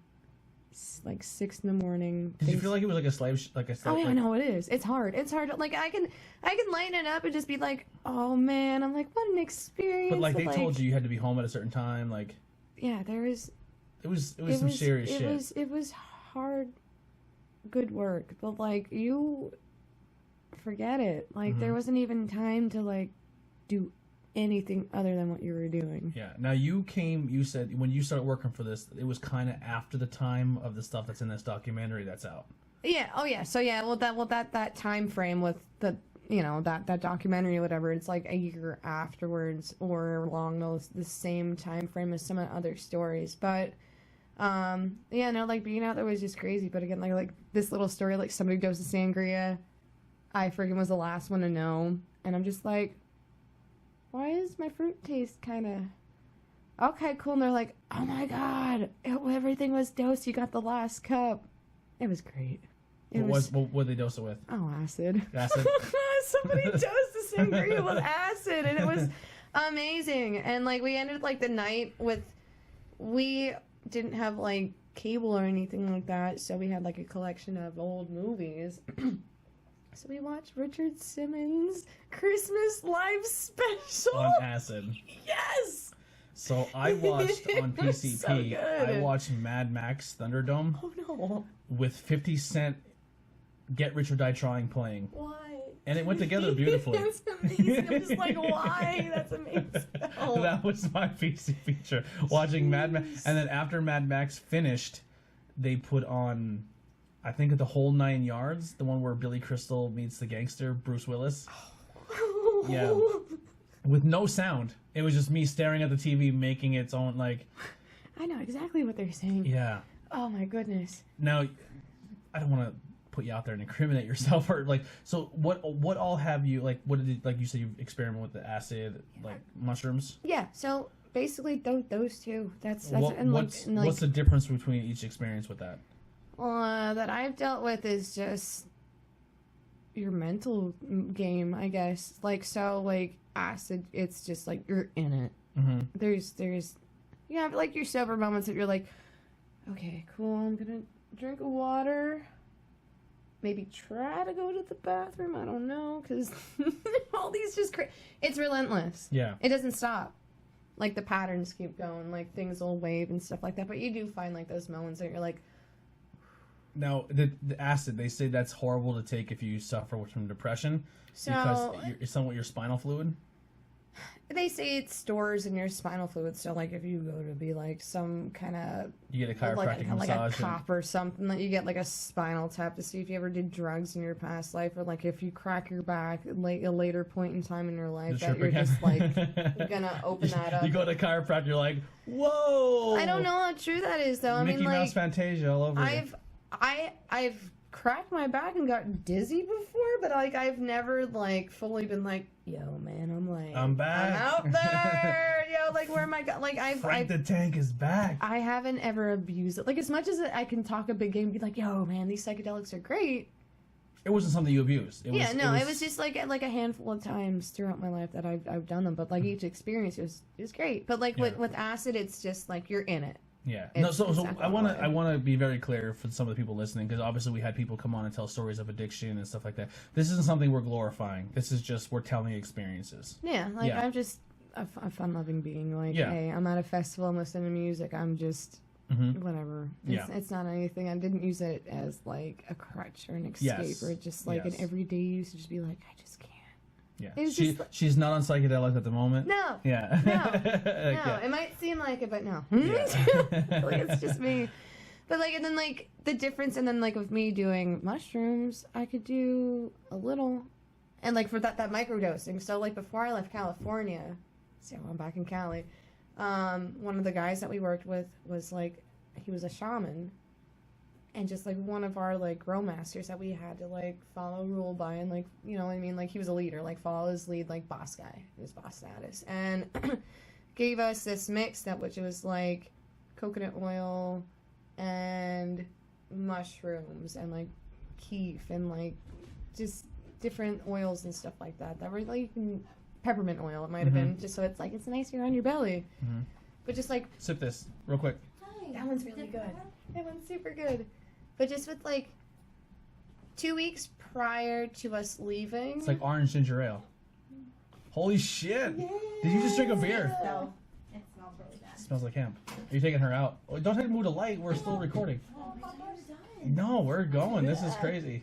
But like with like 2 weeks before coming back home here, this stuff this salve that his name is Nico, that Nico had gifted us, I microdosed off of it. So like he even told me, he's like, oh, if you take like a whole like spoonful, you'll trip. He's like, so like cut that in half and just see how you feel every day and just like keep doing that and like take a day break. So like I would like eat it like half of a spoonful of like this mushroom mix, maybe like 3 days in a row, relax one day, and then like do another 3. And I was ready. Like I'm ready to go. I'm ready to like, I felt good.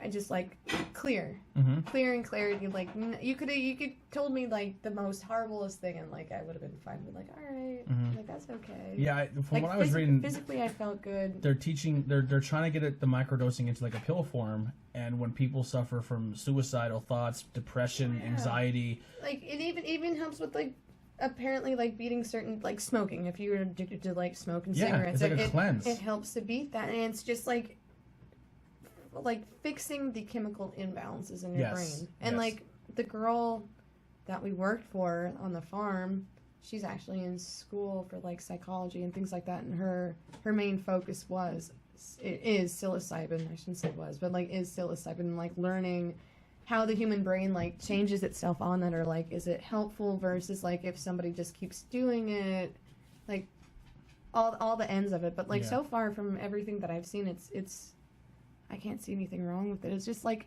as long as you're not overdoing it. I don't even want to say same like with anything. You can be prescribed something from a doctor, and you can still overdo yourself on it. It's just like you have to be responsible. oh, yeah. And Same like I hate saying abuse of anything too. It's just like just take your time. Like know your limits. Like don't overdo it, because like as soon as someone says abuse, and it's just like like a big ugly black and blue mark. Yeah, and they're then, like, well, don't let anyone do it. yeah, so it's There just is like a lot of benefits to just hemp Yeah. and mushrooms and a lot of that and some of that stuff, because there is medical benefits for it. I'm no vegetarian or anything like that. Like I will eat the bloodiest piece of steak. It could be mooing, and I'll be like, "Thanks, cow." I'm just, I wouldn't be able to physically kill the cow to get my burger. No, Would not have the heart. But if I didn't do it, I'm cool with it. Yeah, like so. It sounds hypocritical, but sorry. There's something about a cheeseburger that's fucking phenomenal. Oh, they're just so delicious. Yeah, they are phenomenal. It's theirs, and when we eat it.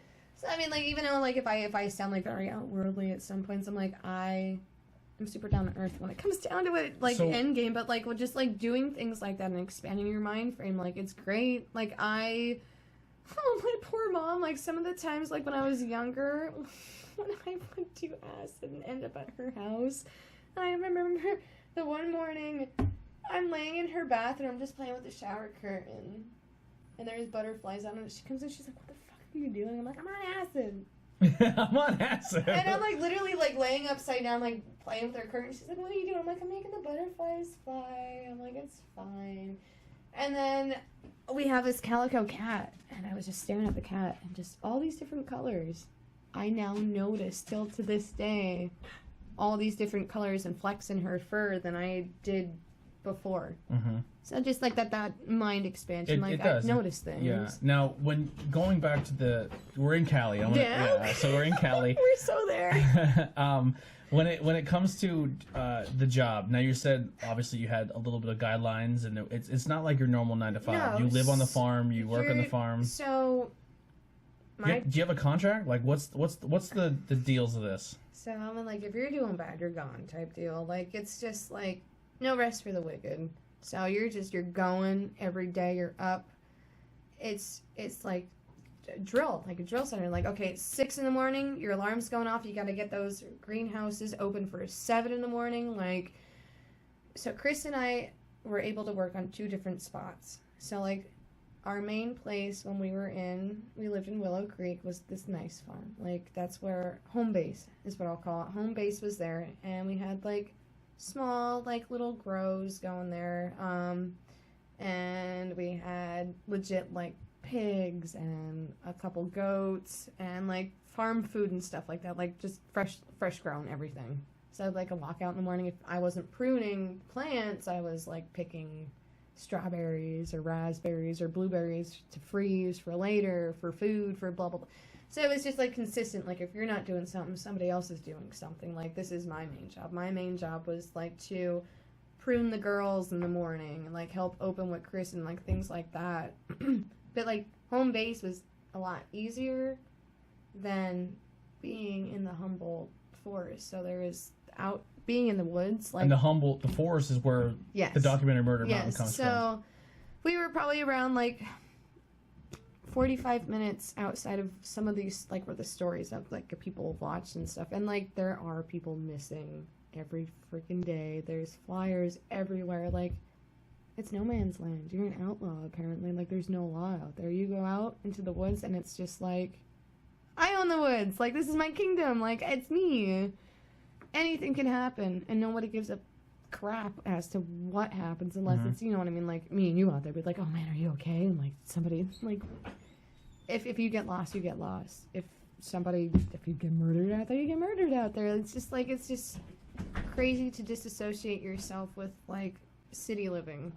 Did you hear any of the stories? Like what was some of the crazier stories you heard that like that kind of stuck with you? Like, oh God, I gotta kind of. There wasn't nothing like too crazy, but like, oh, I knew this guy and then he just like went missing and was just like murdered, blah blah blah, like nothing like that. But it was just like being on the mountain itself. Like, we met people from all over the place. Like, my one good friend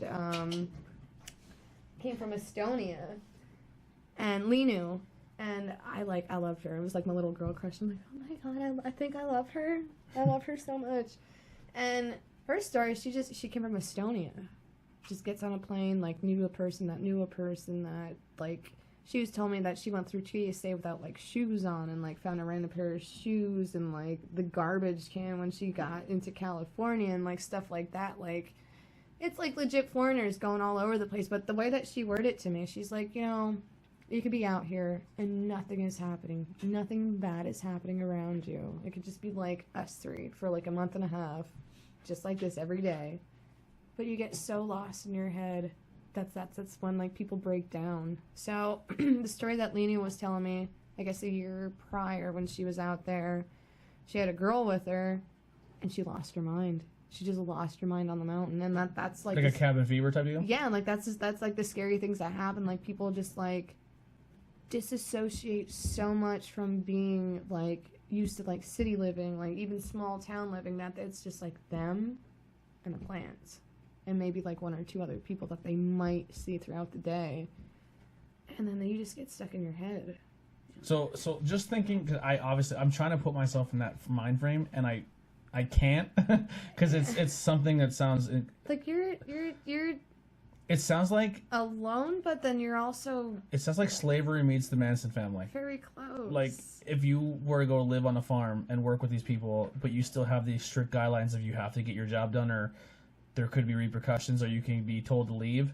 But then again, like every single person around you is part of your family and you're with those people every single second of the day. Yeah, or like even and like we were like Chris and I were like main stayers. Like so we'd seen people come and go throughout like the months and stuff like that. So then like the main like the crucial thing is when it's coming to like trim time. That's when you just get all these crazy foreigners that are just into like bang out a couple pounds to like trim them up and like get the heck out of there. Would you ever see or catch people like stealing?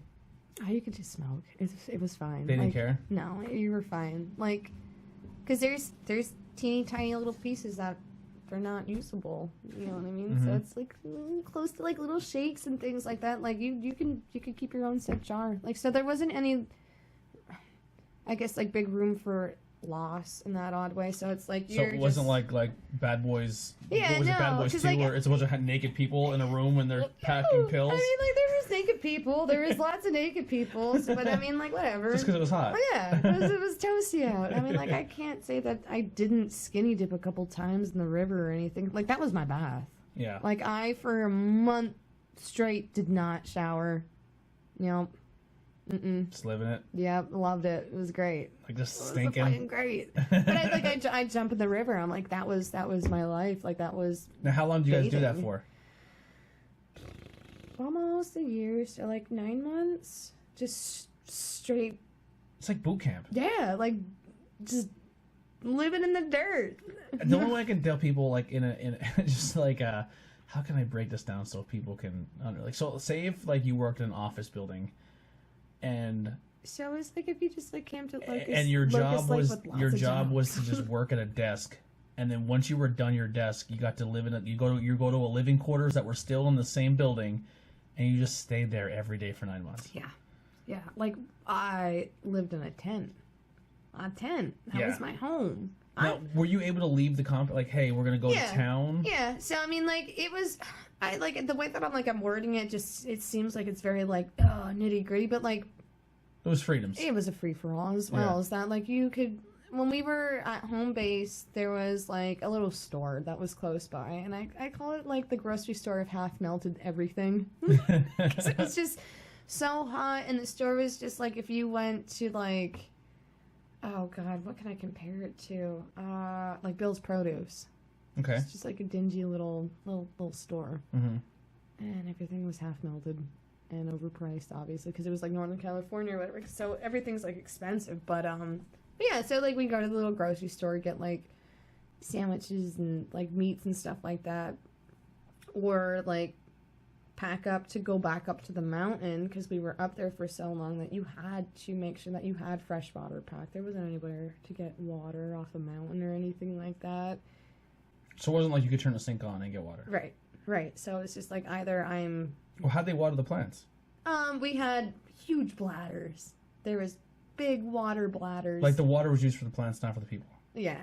And like well we were lucky, so I should say like my boss people, like when they had first bought their land, there was like a small reservoir that they could take the water from. So they were close enough that they could fill like these huge bladders like the size of this room, and that's their water supply, and like a big tank of water. And that's what they would use. So I mean like it was like it's hard work. I mean, it was so great though. Now, what made you guys leave that and come back home? It was just the end of the season. It was time to go home. Winter was about to start. Winter is coming. Winter is now.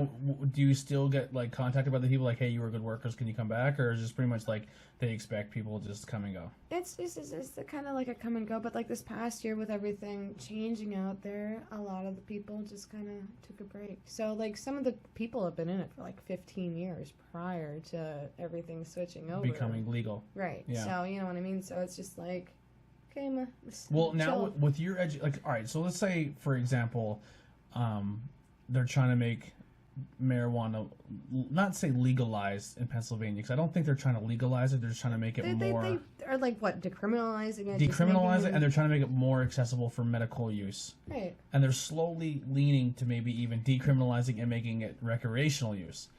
And the rumor is they're trying to turn the old bank into. They are. Yeah. From what I've gathered and heard through, like so many ears, mouth, and stuff. From Would just, that be something you're interested in with your background in it? I mean, that'd be great. I'm like, I'm like, I know, I'm just like sitting here like, I'm a fruit, toot my horn, and I know everything, but Yeah. I mean, you've worked with it. You've worked with plants. You know like, how to trim them, get them prepped. Even if the opportunity arose and it was sound for me to do so, oh hell yeah, I do it. I'm like, cause I could grow you a beautiful plant from just a baby seed. You know what I mean? Like I know how to germinate it, do all that, prune it, take care of it, the lighting, the just Yeah. It's like second nature, and again, like from just being in Colorado as well, it's just a free for all out there. Like you can go to the dispensary and buy a baby plant. Like oh, my little girl, I'm gonna Like take her your home. little Audrey too. Yeah, I mean, I'm gonna take her home and like feed her until she gets all big and it's like ah, and you gotta cut her up and smoke her. Then it's great. But like, there's just so much work that goes into like that bowl pack that everyone's just like, oh, psh.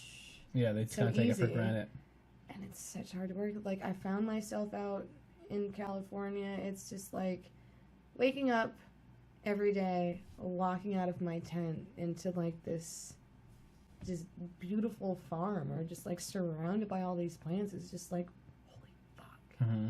It's fascinating to me that the different strains, like now that the medical marijuana is getting more popular, and like for me, I suffer from, you know, obviously the anxiety, depression, and then like the joint pain and you know, that aspect of it, and then it leads into like having issues sleeping. Like there's literally like you could take a plant and be like, this is gonna, you'll get high for like 15 minutes, and then after that high kicks off, the stuff that's in this plant will help you sleep amazingly. Like you will fall asleep within 10 minutes. Or you can take this plant and it will give you so much energy throughout the rest of the day that you will be able to focus and concentrate on what exactly you need to do, and you won't have any joint pain, and you'll have a great, like, it's crazy the benefits to each one of those plants, and it's still not something that they're lacing with something that's harmful. Right. I mean, like, the only thing that I'm weary on is just like people who make their own vape mixes. Yeah. I'm like, I'm guilty because I have before, but I know exactly what I'm Putting in yours. putting into it. Like, I know what I'm mixing. I know where my everything. Yeah. And like, I did that out there.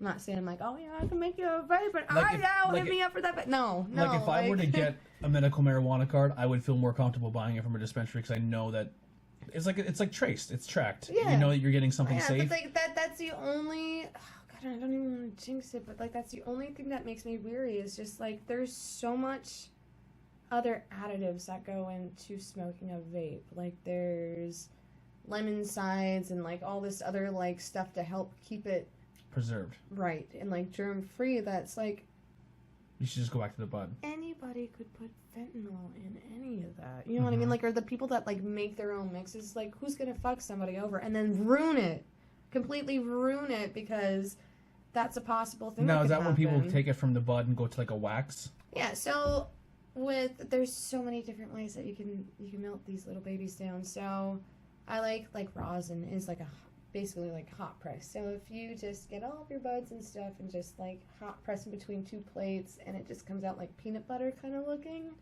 that's like a rosin. And then like there's other ways to break it down to the point where it's like 99.9 THC crystals, and that's crystalline. It looks like cocaine.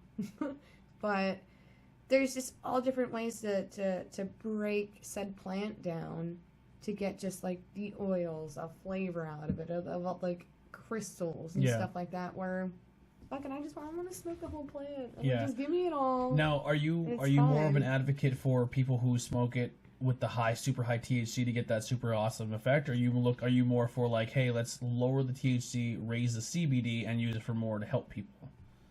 I'm indifferent. I'm like, you could go either way. Either way. Because I mean, like when being in Colorado, when I go to a dispensary, there's just it's like amazing. A grocery store. Yeah, like they have like billboards up of like all these different strains and whatever, and the things that they do and don't do or help you or make you like feel a certain way or whatever. And like your bud tender would be like, oh well, what's going on? How do you feel? Like what do you need? And I'd be like, well, I need to paint tonight, but I don't need to pass out, but I want to be in a euphoric state, but I also need to kind of focus. And she's like, oh, okay, well, this right here will help you with back pain, the euphoric, like, There's just so many. It's insane to me that it's not legal yet for even recreation or medical, or even just for that recreation point. So I can walk into, I'm a beer drinker. I can walk into a beer store and be like, I want to get fucked up. And the guy will be like, do you like cherry, or do you like IPA, or do you want to taste like chocolate cake? Yeah. You know what I mean? But nothing about that is going to help you anything. Like, it's not, you're gonna get no positive effects from it, because you're just gonna dehydrate your body, ruin your brain, and get drunk, which I'm still a fan of, obviously. I know. I'm like, I always want like a huge glass of soda that next morning. I'm like, I'm dehydrated. Yes. I want soda. I'm just like, I want soda. Now, just from this experience alone, from us drinking these hemp tails that are made from the hemp seed, I think this is something that I think more breweries should look at. The only thing with well, I don't know. I guess they're fine with just being hemp, but like there was a brewery, I think it was called like Dudes and Dads, that did one of the first hemp beers out in Colorado, but they got recalled. So they got pulled because they can't measure out What's going in. Exactly. So like one glass they can't say is 5% of alcohol and 3% CBD. Because it's just one big batch in that big old barrel. So you don't know. It's like, same thing with like Yingling. They'd be like, oh, okay. Like, have you ever noticed their bottles don't have a percentage on them? Because you don't know. Yeah, right. The case might. But each individual bottle doesn't say like 5%. Mm-hmm. There's some times where I'll drink a case of Chesterfield. Yeah, so I was just going to say Chetty. Yeah. Chetty smells like weed. Loop. Chetty smells like weed to me. And there's some nights where I can drink a case of Chetty and feel amazing, and there's some nights I drink a case of Chetty and I'm fucked up. Yeah, I love Chesterfield. I enjoy a Chetty. But that's like with out of staters. Like my uncles live in California. They will bring Yingling back home. They're like, dude, our friends get so fucked up on this. And I was like, oh, I know why. Yeah. But yeah, so I mean, like with like Dudes and Dads or whatever, when they did that brew, they had to pull it just because like you can't level out exactly this is interesting. how much is going I'm into happy. it. I'm happy. I would definitely look for more of the hemp tails. I think this is really interesting beer. Like I was telling her when we were off camera, I stopped for my pee break. I take CBD pretty much every day. I may miss it every now and then, but I'll take it. I try to take it almost every day, and it helps a lot with my joint pain. I don't take Vicodin, Percocet. I don't want to go that route. I feel like more of a CBD feeling from this beer than even like I'm a drunk alcohol. Like I'm not buzzed at all. I mean, realistically, by law, to get behind a car, I shouldn't do it. But when it comes to the aftermath, like I feel more like I don't have any joint pain right now. Like it's a cool feeling, and like it's not like a euphoric high feeling at all. It's neat. That's why I was asking her more if this is made with hemp seed and hemp oil. Is there any CBD trace into this or anything? It's you said it's like kind of maybe not. Well, yeah, I don't know. To be honest, like I'm not straight. I don't know my education on hemp. Yeah. To like just be like, oh, well, hemp itself is blah. And there's places you can go. You can buy like hemp shampoo and hemp lotion and stuff like I've used the lotions before and stuff like that. It's great, but like again, like just going back to California, like working with all this, it's amazing. Yeah, there's so much. Like if we put more research into this instead of decriminalizing it and making it so illegal, like you can make paper out of hemp. Like we could like preserve trees and just be like, oh, hemp is great. Like hemp, and it grows faster. Yeah, it's like bamboo. It's a great filler. It's a great freaking filler. And I mean, like China, they don't use paper really for anything. They use bamboo for almost all of it. Like the bamboo, it grows so fast, like a weed, and it can be used in such more beneficial ways without destroying your environment. Yeah, that's great. But I've had like a handful of like hemp or CBD beers, and I'm just like, they're tasty, and they've all been like IPAs and stuff like that. So Heidi, nice. I've had Heidi. Yeah. I've had Heidi. All right, it was like 3 H's there. Hi. Yeah, hi ho. No, so I've had Heidi try many beers before, and these are the first 2 beers that Heidi has tried, and she hates the taste of beers. Where she went, they weren't bad. Ooh. Yeah, like I mean, you were a witness, right? Yeah. But yeah. So you leave Cali, you're back home. The season's over. You're working back at Trippin. Now Trippin has sadly left us. Oh, God, my heart. What is the future of Courtney? Here I am, just sitting in your kitchen. I'm not leaving. No. Get a tent. Okay. I've got it. I've got a tent. I've got my tent. You can crash on the couch. You and Chris, you can hang out here. I like both of you. You can be roommates. We're pretty easy. God, yeah, no. You won't take much water up because you shower once a week. Yeah, we're fine. We can serve very well. You and Heidi can. I mean, obviously, you're cool at nudity because Heidi, when we don't have guests, Heidi is literally in a pair of underwear watching horror movies all day. That's perfect. I feel like you'll fit in perfect. That's my life right there. Horror movie, half naked life. Yeah, that's literally like if you now you're here. Heidi is still clothed, thank God. But she's probably upstairs if she's not watching her gangster. Her Mexican drug cartel show. She literally sits and watches horror movies all year round. I love horror. I'm addicted to horror. I thought about just. So I'm an avid smoker, whatever. So just like high thoughts. So like yesterday, I was like, I'm like, if I killed someone, would anybody really be that surprised? And I was just like, oh, stop yourself, stop it right now, just stop. Someone's listening. Stop it. Yeah. Someone can hear me. I love horror movies. Like almost every day is a new horror movie or something old, and I'm like, I might not remember it. I might not remember any like a minute of that whatever movie I'm watching, but like I love them. Has there been a horror movie that came out recently that you're like, oh my god, this is like the coolest thing I've ever seen, or you really enjoyed it? As of recent, I have mine right off the bat.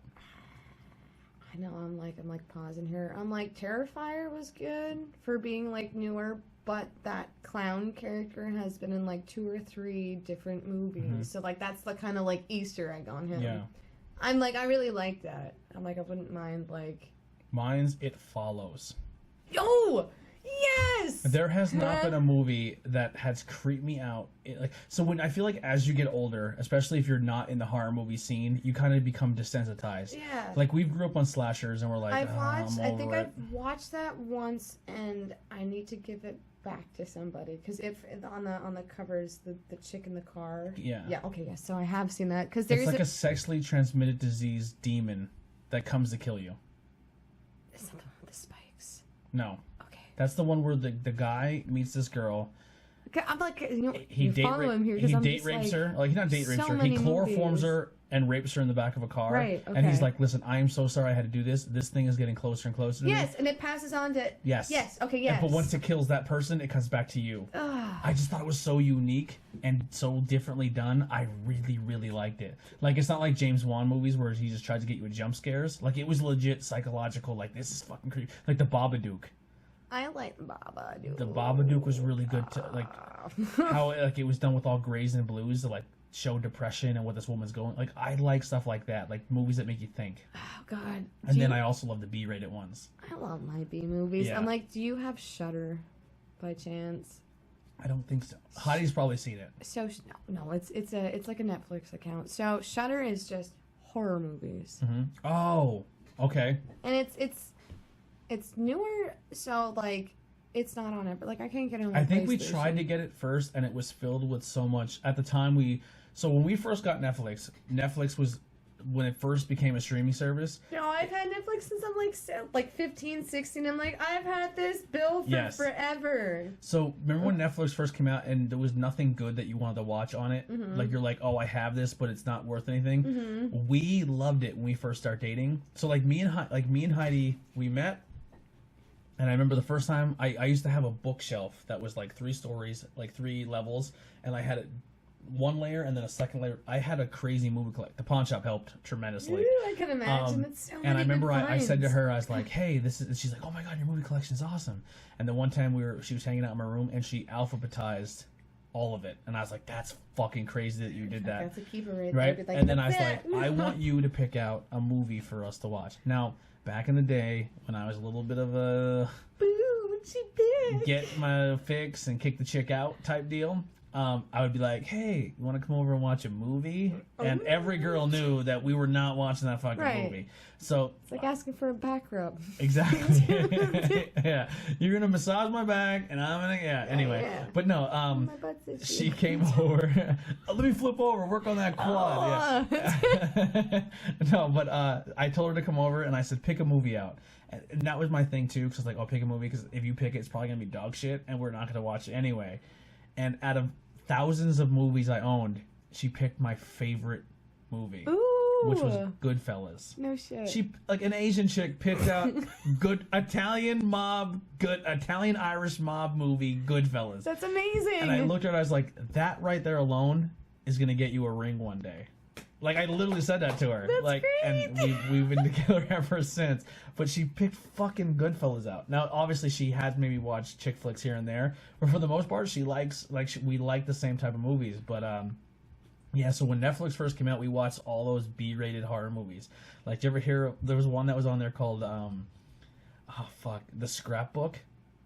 I don't think I see. I'm not really gonna get into what that's about because it's really, really bad. Ooh. But it's like almost like a snuff film. You're watching, you're like, is this fucking real? Like one of those type movies. There's some questions. Like that August Underground. You ever hear that? Like where you watch it and you're like, am I watching it or like someone really die? Like because you're like it's shot like a home video camera. Kind of like Cannibal Holocaust. How like that got that huge publicity. Yeah. I love that movie. Did you see Green Inferno? That was pretty cool too with the cannibals. I liked it. That's fucking terrifying. Green Inferno just kind of gave me like that.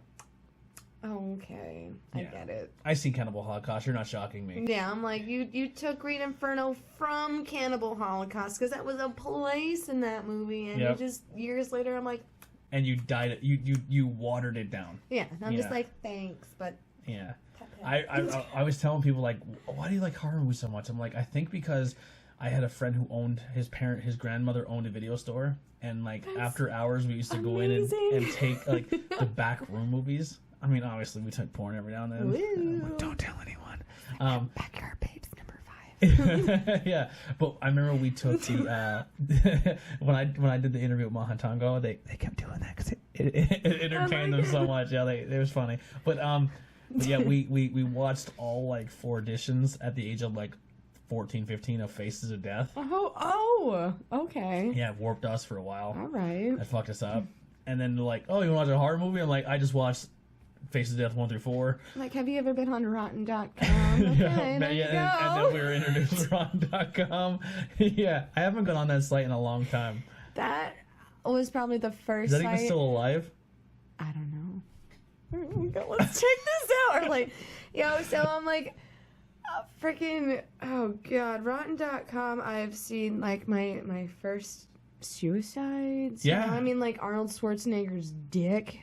That was probably my first internet wang that I've gotten to see.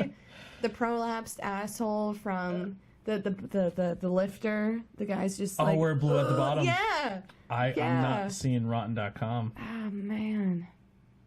Yeah, no, that was like I was in middle school. It was Rotten.com. I'm like, woo, well check this out. I'm 12. in my middle school freaking computer class that didn't have any locks on it or anything. I think it's still a thing. Oh shit. No, this is a TV. Hold on. As of November 2017, Rotten.com is now down. Oh wow. But easily accessible through a via archive.org. So yeah, it's no longer a thing. It made it until like the past 2 years. Yeah. That's amazing. I'm like. So, if for those who don't know what Rotten.com is, Rotten.com started off as a shock site with a lot of nightmare fuel, otherwise bizarre imagery. Most of it was photographs and pictures of gruesome accidents, decapitation, corpses, illnesses, and likewise other disgusting acts. Rotten.com library, in particular, was perhaps the most well-known selection of the site and almost interest to people who had not lost interest in gruesome nightmare fuel imagery. I remember autopsies were on there. Remember, like, serial killers, like, oh, this guy was killed and his autopsy photos were on, like Tupac's autopsy photo was on there. Yeah, that was. I can't believe you brought up Rotten.com. I'm sorry. That's sorry. good. Really cool people like with horror, like early horror, anything. I'm like that's it. That was probably like I was. Rotten.com and Faces of Death. Spoon fed of like. Rotten.com and Faces of Death were like, there's like I have no. I'm so desensitized. Oh yeah, no. I just remember seeing like. Literally being in like middle school, being on the computer, I'm like, oh my god. There was two kids in school. There was the kids that were looking at hamster dance. Remember hamster? But the beat that beat. Yes. And then there was the kids that were typing Rotten.com in. Rotten. Or what about Lemon Party? Do you remember the Lemon Party? Our meat swing. I don't think I've seen meat Meat swing. swing was just a dude's dick swinging, and it counted every single time. Yeah, you blasted 13 swings. And before you backed out, it would count it. I don't think I did not see the meat swing, but Yeah, we used to meat swing every computer and then turn the monitors off. yeah, lemon party was probably. I brought that up to my brother the other day. And then I think like end of high school for me, beginning of college, if I went to college, was the 2 Girls 1 Cup. I didn't get gross. And the Pain Olympics. Oh God! You want to staple your nutsack to like a table or a 2x4? It's fine. It's fine. You can do that. Have fun. The creepiest part about the 2 Girls 1 Cup to me, this is why I love this interview, because this went complete. We're probably like 3 hours in. We're close. We're somewhere. We're about to hit 3 hours. Yay! It goes quick, right? So I told you. I'm like. So many things, random things like this. This is me. I'm like just. This is why I was so excited for this interview. Like, you're probably gonna people who are watching this is probably like you probably watched it for an hour and then took a break and then came back. Yeah, we're still talking about either almost the same thing or like a bajillion different things. This is great. Are you having, not to put down the other podcasts, but has this been more fun? Yes. Yeah. I think the contact. I think over the phone is. It's not the same effect as sitting across from people. I mean, and God love that stranger who sought me out because. How did that happen? Just randomly. I literally woke up to like an Instagram like message. How did he find you? Did he tell you? He's just like, I just pick random people, and like I honestly listen. I follow him on Instagram. I listened to one podcast when I was on the farm. I was like, oh. It's, a hobo campfire. I'm like, oh, this is cool. This is great. Mm-hmm. And I just listened to one. That's it, one. And then, like, a year later, just maybe for me, like, just liking things, he's just like, hey. Do you want to do this? Hey, you. Do you want to come talk to me? Yeah, let's do this. I'm going to call you. I'm going to wake up at 6 in the morning and call you. When I talked to Cody, I felt so bad because I was like, Cody, we're going to end it there. He's like, no, but I want to keep talking. And I was like, it's 12. I have work in the morning. I love you to death. We're going to do this again because the time difference was tough. Oh my God. Like his startup, he just sounded so nervous. I'm like, that's not Cody. Cody's so confident. And then at the end, he was just like, oh yeah. And then blah, blah, blah. Yeah, halfway through, like that's usually what happens. Like when I interview people, like when I interviewed Meg or Sam Kelly, she was like super scared.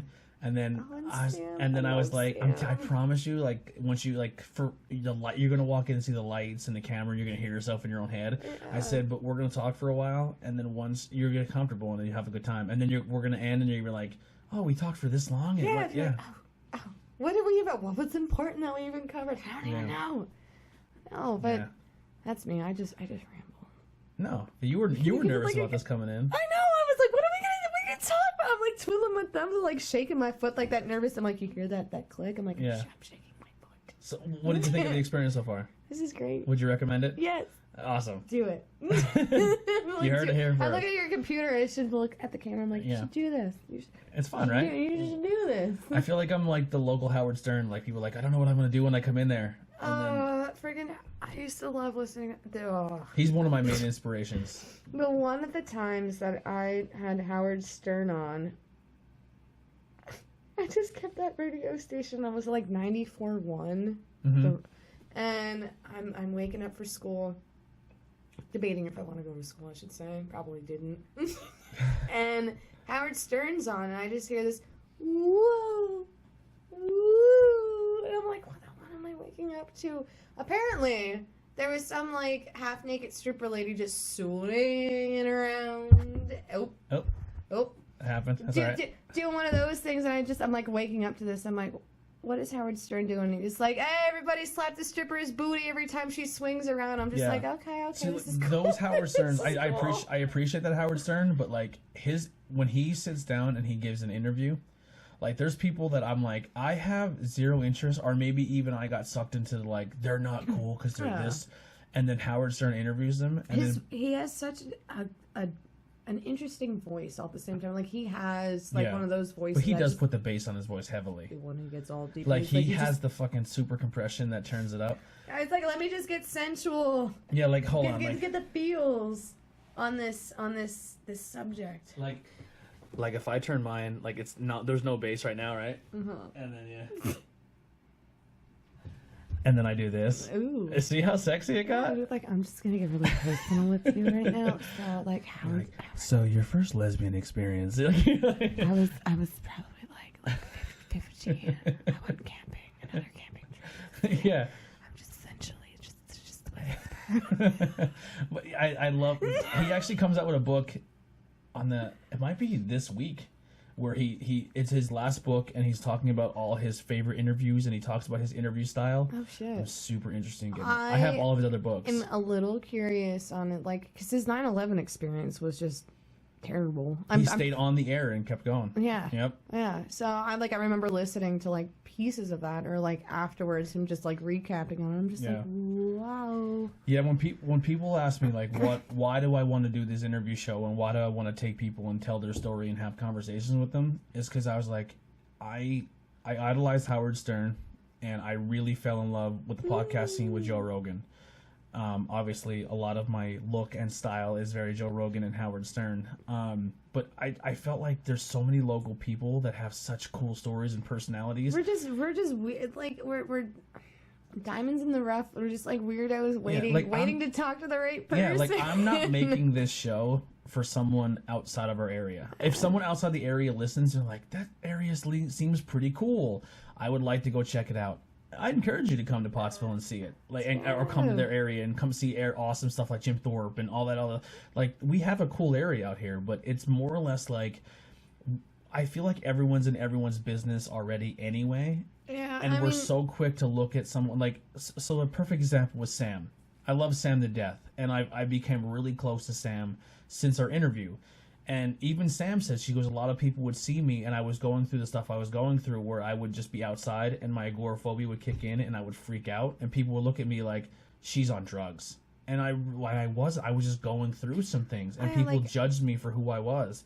And when I put people's interviews out there, for a while there, like, I would do an interview like, hey, I'm going to interview this person, and someone would be like, did you know this about this person? And I'd be like, hold your thought. Don't tell me. I don't care. I don't want to hear negativity. Yeah. Here's my thing. I'm going to interview them, and I'm going to just have a normal conversation and go from there. And I want you to listen to that person, because you're going to be in their business anyway, because we're in School County. Yeah. Maybe you're going to see them from a different angle, and you might like them more. Right? And, like, it's just...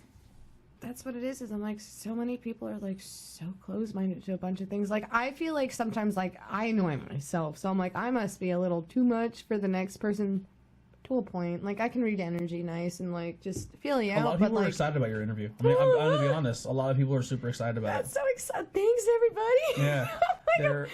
I've been like, just been like, oh my god, this is gonna be the most hilarious thing ever. I'm like gonna shit my pants. Yeah, a lot of people are excited for some silly Roger Wade. I think it's Wade. Roger from he does the Martian store, the Martian space store. Oh my god, the one that crossed from the wheel. The wheel. Yeah, I'm gonna interview him. I'm super excited about it. See, like that's awesome, because I'm like, apparently he just chills outside with his little fanny pack and like, yeah, and he's super passionate about space and stuff like that, and I feel like, so my thing is like, and I like doing bands, I like doing business owners. See, and that's like, sorry, just to backtrack you for a second, like the outlook with some people who will be like, oh, that person, he's a great one, because there's so many people that are like, how does his business stay open? How does he do this if he's just this guy? And I'm like, well, you don't know. Did you ever talk to him? Did you ever stop, like, have a conversation with him and learn about him? That's my favorite part about it. And like, a lot of people were like, when Eddie started doing his thing, I'm part of a few Crowbot pages, just because I like to hear other outside people that aren't from our area be like, I fucking love this band, and I'm like, you have no idea, like, these guys are so cool. And they definitely portray that, because when those guys go meet these people who are part of this Crowbot super fan page, they're like, the band's so nice. So I actually took my interview with Eddie and his dad, and I put it on one of those pages, like, hey, Eddie's filling in for bass, but if you're interested to learn more about Eddie, here's a story with him and his dad that I did. See, and that's so great. And every single person was like, I met Eddie on tour, and he fits in so well with the guys. And I didn't want to be like, well, that's because he's grown up with, like, he's friends with these guys for so many years, and they've done, you know what I mean? But like, I love that. I love hearing like people getting that experience out there. Like, I've had people who've done interviews, and they were walking around, like, I think someone said they were walking through Walmart, and someone stopped and said, hey, I heard your, and now I don't personally know this person that said it, but someone's like, hey, I heard your interview and it was really, really good job. Yeah, that's sweet. So like it gets out there somehow. Yeah. And if people are like, oh, do you want to grow and become world and famous, it would be cool, but I want to literally just focus on my local area and my local demographic, because I feel like a lot of people in this area are super judgy, and they're super, oh my gosh, like, and they totally are. I mean, like, people wonder why it's so hard to, oh my god, like, you broke up with somebody and it's so hard to date somebody. It's because nobody shuts the fuck up. yeah. Oh, I'm gonna tell you about this person, that person, what they did. And like, it just this year, because that someone year, and breaks it's just, up or goes through something traumatic and they maybe change themselves up for a person or come out of character, it doesn't mean they're a bad person. Maybe if you were a decent person to be like, hey, I heard you were going through some stuff, let's talk about it. Like, yeah, I mean, like, everybody's got a story. Like, God, I'm sure everybody's got, like, a strange story about listen, me. you won't. To be honest, I'm like, even if me. it was good or bad or whatever, or if I wasn't seeing someone, like, you know what I mean? Like, Yeah. that the weekend, to be honest, like, the weekend that I met you, that I was at Goodfellas, Chris and I weren't getting along, so I went out, you know what I mean? I'm like, I'm not seeing you today. Yeah. I'll be just a wasted being, and then people will be like, oh my god, did you see her? Mhm. She was fucking drunk. Yeah, and who cares? Because you were at the bar. You were at the bar too, getting Yeah, drunk. yeah. So you know what I mean? Like, you get that rebuttal, being like, your girlfriend's being a fucking weirdo at the bar. You know what I get all the And time? it's like, Because hey, Heidi's not a big bar person. Yeah. She's not really into the drinking scene. And a lot of times I go out, I really don't drink that much. I just like the social interaction and hearing bands and meeting people. So a lot of people, and I treat everyone exactly the same. When I see someone, I'm a hugger. I walk up, and Heidi yells at me like, "You're gonna get someone, you're fucking weird people out." Like, I don't care. No, fuck it. I'm Hugs a are great. hug person, like, you know what I mean? And I talk to people, and I treat every single person the same exact way. So if I go up to a girl and I say, "Hey, you're really cool," and I get along with you, and I get like, and I give you a hug, and the people are like, "Oh my god, did you see them hugging? She has a boyfriend and he has a wife." And I'm like, yeah, but if I seen the same dude, I would give him a hug and a kiss in the face too. Yeah. Like, I treat every single person the same way, and then people people go up to Heidi, "Did you see he's over there talking?" And Heidi's like, "Yeah, he's not trying to take him home." Like, I don't understand where people just get off on that shit. Yeah. Like, if it's an ego boost to themselves or whatever, it's just like, get out of my life. Like, Yeah. maybe your life is just so fucked up that you have to, like, dote on others to make yourself feel better. It's just a culture thing. Like, and I think if more people just open up, it just bothers instead me. of walking into a bar and seeing someone be like if like I'm not picking up, like, oh, look at her with her dreads and her piercings and her tattoos. Oh my god, what is she trying to prove? And then you literally walk in like, I'm just having a good time. I'm comfortable with who I am. Like, Yeah. it annoys me. Like, even with, like, Sam gets it a lot. Like, oh my god, did you see Sam's Instagram? I think it's fucking awesome. She's comfortable enough with Fuck herself yeah. to put She's that. confident. She's Exactly. She's I fucking love that chick. She's all, and her boyfriend Shane is cool as fuck too. I love Shane. Like, oh, you know what I mean? Like, Shane's so great. I love people who are just that confident in themselves to just go something outside the box and go against the grain. Yeah, I think it's awesome. when I first had gotten to meet, like, just introductory to Sam, like, she was coming to the tattoo shop, and one of the artists there was, like, her guy, and I'd interact with her a little bit, and, like, it was Jason. So, like, Jason would come up to me later, and he's just like, hey, you made Sam feel really comfortable. And he's like, and that's hard to come by, just with, you know, things that bother and stuff like that. He's like, but he's like, I legitimately watched you put a smile on her face, and he's like, and that's a lot more to me than just, like, giving her a tattoo and stuff like that. So then, like, just talking to her and stuff a little bit, like, she's a beautiful fucking being. Like, yeah, she's super cool, and Right, and she comes from a really good family, and she's gone through some things, but her family, like, is really, and I'm like, and so what if you come off kind of quiet sometimes? Like, I kind of like weird people, because I'm weird myself. You know what I mean? Like, Yeah. I may disguise it maybe more, but I don't know. Like, when I first met her, kind of like a behind the scenes thing, and I hope this isn't something she's upset about. I doubt it. She would be, but like, when I set up, we literally sat here with the microphones on, and I didn't record, and we talked for almost an hour and a half before the interview even started. that's awesome. Just though. because, and then she's like, "Hey, before we start, can I go smoke?" And then I went out with her. Like, I literally told my team, like, at the time I had more of a team with me. I had more people, and they're like, "I'm like, can you guys do me a favor? and just set everything up, carry everything in. I just want to hang out with her because she's super nervous about this. And we just hung out and we talked. And knowing Shane a little more, and then Shane knowing me, opened that up. And literally by the time it was over, she told me, she goes, hey, if I feel uncomfortable, can we take a break? And I was like, sure. I was like, in my head, I was like, I don't know how to edit that because I'm still new with editing video and stuff. I was like, I'll figure something out. Yeah. And then we did the whole interview, and we didn't take a break one time. So it's perfect, though. I mean, like I said, like, it just... Giving someone or anybody, like, just, like, the time of day, like, 5 minutes of your time just to talk, like, you learn so much about them. Or just you take them somewhere else. Yeah. Like, bring them out of their comfortability and, like... It's like homey. Yeah, and that's my thing. I encourage people too. Like, if you see someone I interviewed with and something about their story touched you, tell them. Because I'm telling you right now, like, I've had 2 people already that did interviews that people went up to them and said, hey, I heard your interview, and just gave them a hug or just fucking said thank you. Like, you helped me. It feels good. That's so great, though. I mean, like, the first one I did, like, the one that I sent you, I'm sure that I've scared, like, those 100 followers. That interview was really good. The only issue with that is over the phone and their internet connection. It chopped in and out a lot. I literally was standing in the corner of Chris's bedroom at, like, 9 in the Over the phone, you don't get that personal connection. No, and I'm literally standing there, I'm like, yeah, so let me tell you about the next, my rabbit, oh my god, my rabbit died! I'm like, you can't see me, like, freaking out. Yeah. Because I'm super animated. Yeah. But, yeah, no, I'm like, I thought it was a good interview. I didn't listen to I didn't listen to the whole thing only because the phone connection was like, ugh. When it got to the rabbit point, when I was just telling the story about my rabbit, like, so, being California, they only knew that I had my dog. That was the thing. Like, when we moved, they're like, it's okay if you have your dog. Just, you know what I mean? It's X amount of people. What did you do with your dog in a tent? Oh, she lived with me in my tent. She's fine. Like when you were at work? She's fine. She just roamed? She roamed. Sarah is... You still have the dog? Yeah. I want to meet this dog. Oh, she's great. She'll love you.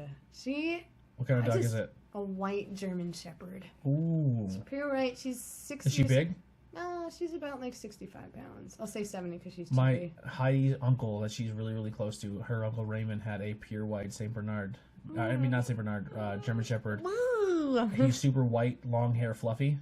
Sarah's not white. So, like, there's 2, I know, like, the Swiss coat, the Swiss Shepherds are very flowy and long. That's what this one was. And his name was Ralphie after the Christmas Story movie. Oh!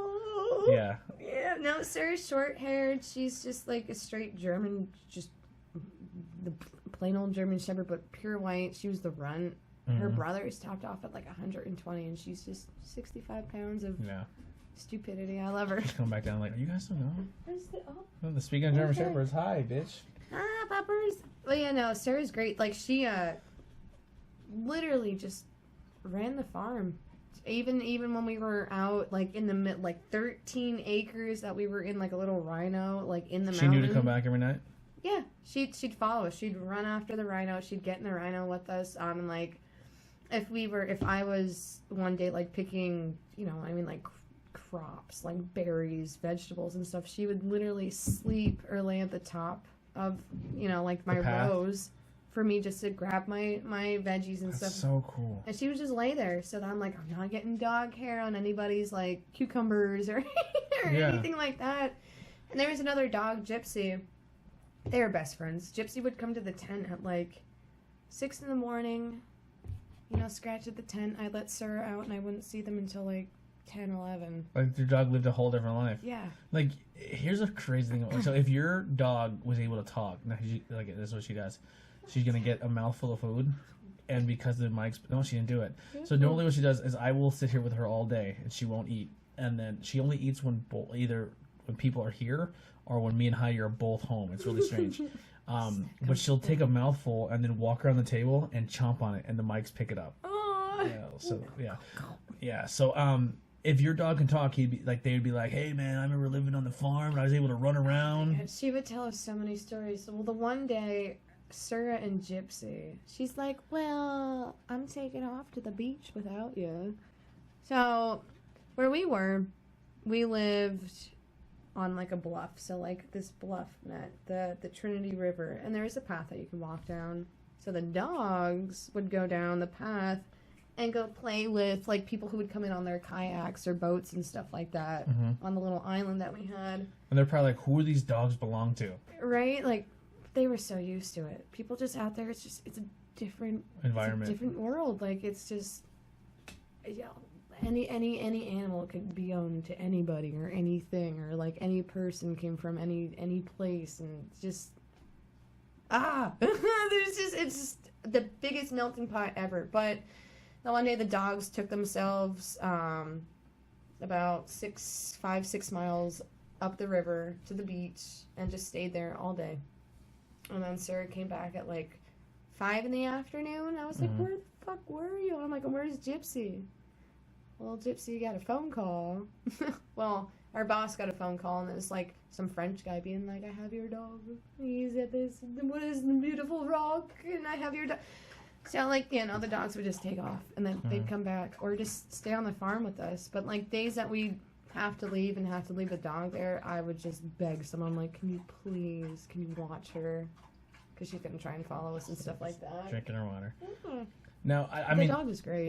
it is getting close here. I don't want to keep you all night. Oh, no, you're fine.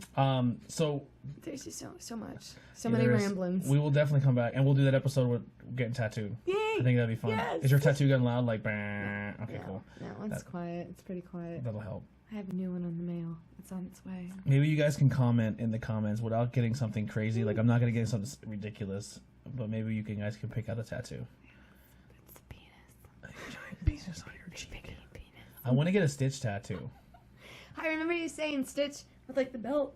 Something. Just a cool Stitch idea. Like a Stitch or, I don't know, anything. I like the thing you just drew recently of, from the Rugrats. The Dee Dee from the Rugrats.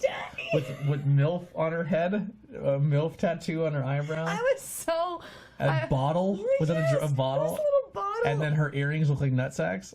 No, I mean, I could make it into a nutsack. It looked like 3 ball nutsack with Oh hair my on it. god, I thought it was a cat paw, but that works. All right. I could make it into a nutsack. And then, it was just a quick doodle. So I did that last night, and then when I got to the shop today, I was like, I'm just gonna, like, retrace this and make my lines a little, whatever. Mm-hmm. So then I just put, like, daddy in her hair. Yeah. With, like, it shaved out. But then I thought to myself, I'm like, her skull's not even that big. I'm like, that's impossible. Yeah. So goofy. where can people find you? Obviously now I would just put it out there. You do piercings and tattoos. Yeah. At Skin Art in St. Clair. Yeah. So if you guys want to book her, she's still apprenticing, but you can always book her. She has her own room, and she's kind of a big deal. No, What is the weirdest thing you not a pierced so big far? deal. Oh. Have you done a penis yet? No. Okay. No. I'm just like, no. Has anyone ever asked, or you just said no to it? I haven't really. Not really. No one's daring enough. I'm like, but then again, I'm like, I don't think anybody who just wants to, like, lay their schlong out in my hand. If someone said, pierce my penis, would you do it? Yeah, I'd do it. I'd be like, okay. Do you know how to do it? Yes. It's fucking terrifying. I've been taught. No, it's not bad. I mean, like, but then again, I'm like, I have really big hands, so if, like, someone's just, like, it might just be a little embarrassing. Yeah. If someone's looking for that, like, I got the biggest dick, I'm gonna get pierced, and then just. And then your big giant Courtney hands. Yes, my Courtney claws. And you're like, your dick looks so big in that little girl's hand, but now. I'm like, you still feel confident enough to get this, and then see ya. No. See ya. See ya. Like Courtney's tiny, but she has hands like Andre the Giant. Yeah, be like, I need you at half You'd be an mast. amazing piano player or guitar player. I wish that I played the piano when I was younger. my mom had an organ. She got me an organ. I was like, play Christmas songs on this organ, and that's as far as I got. Yeah. I wish I played an instrument. I tried. So, like, Fulton was like, hey, I want to teach you guitar. And then I seen, like, Fulton and Bishop and all these super talented guitar players everywhere. I'm like, Don't be intimidated. I was like, fuck that. No, I'm 32 years old. There's Fuck no it. way. Like, I'm awesome at Xbox. Like, fuck, I'll kick all your asses in any, you know what I mean? But, like, I don't know. I think I found my calling. I like this a lot. Talking to people. Great. This is great, though. I mean, like, and being stuck, well, not stuck, like, just being in the house with Chris. Like, he has his own room with, like, a little studio That's set what up I do. and everything. I have my own little game room. Like, and, like, I'm all over the place. You know what I mean? Like, I'm just a very well oddly poured out person. cool I'm thing- not even rounded. I'm just Yeah. like, The cool thing about me and Heidi is we can both Bored. be in different rooms of the house doing our own thing, and it's completely cool. yeah. That's And awesome. you don't. I might not see Chris for 5 hours, and we're literally just back to back or just in another room. I'm like, oh hey buddy. I'm like, what you doing? He's Yeah. like, oh you know. Yeah. Hey, do you want to come talk to me about something real quick? Be like, hey. Hey, wink, wink. Hey, I'll meet you in the kitchen. We got some food for you. I love it. It's awesome though. But like, We should all go out. I'm not saying I don't know what's the next cool horror movie coming out, but I think we should do like a double date. Go see a cool horror movie. the Mahoning Drive-In Theater in Oh, yeah. 2 weeks. I'm heading up there for the Turtles rundown.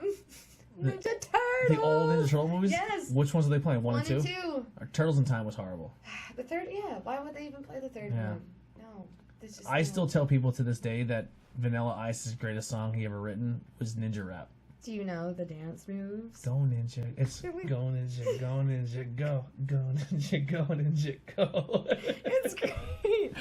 I still remember. How's it go? It's the Green Machine. We're gonna rock the town without being seen. Have you ever seen a turtle get down? Go Ninja, go Ninja, And go. they beat up. Go They Ninja. beat up. People think it's Rocksteady and Bebop, but it's not. It's Toga and Razor. Ooh. And then they stick the fire extinguishers in their mouths. And then they put the donuts. The donuts didn't work because they spit them out. They try to put the donuts in to turn them back into. I love that movie. It's so good. Here's a fun fact. Ooh. Did you know there's a wrestler in that movie? A very well-known wrestler in Oh, that movie. I know. I didn't. So when he becomes Look at you. Look at super, you. Just like, I'm so excited. So when Shredder becomes Super Shredder, remember he gets knocked out the window by the speaker because they turn the speaker up to 11 and they blast him out with a guitar riff and Shredder goes flying. When he comes out of the rubble because they think, is that it? He's done. Cowabunga? Yeah. And they're about to do the cowabunga and Shredder comes up. That's actually Kevin Nash as Super Shredder. No Kevin Nash or shit. Diesel. I didn't know that. Yeah. He's like, only I can come out of Rebel like this. Yeah. Yeah, that was Diesel. That was Kevin Nash. That was Super Shredder. That's awesome. Yeah, But, fun fact. yeah, I mean, like, we just, with all of our travels, we have Milady. Milady's our van. You still have the van? Yes. So she just got fixed up. We have her van back out. You didn't drive the van today. No. Okay. No. Or else it'd be like, let's go. I'm just taking the van. Just show me the Go van. drive around the block. I lived in that van. That van was my home when we were out in Cali. And, like, I love the van. It's like the mystery machine. Ode to the van. She's my lady. That's her name. The That's My her Lady. name, my lady. Yeah. But yeah, we plan just to go to the drive-in theater with that in like 2 weeks to go see Turtles. We'll take it. What day is that?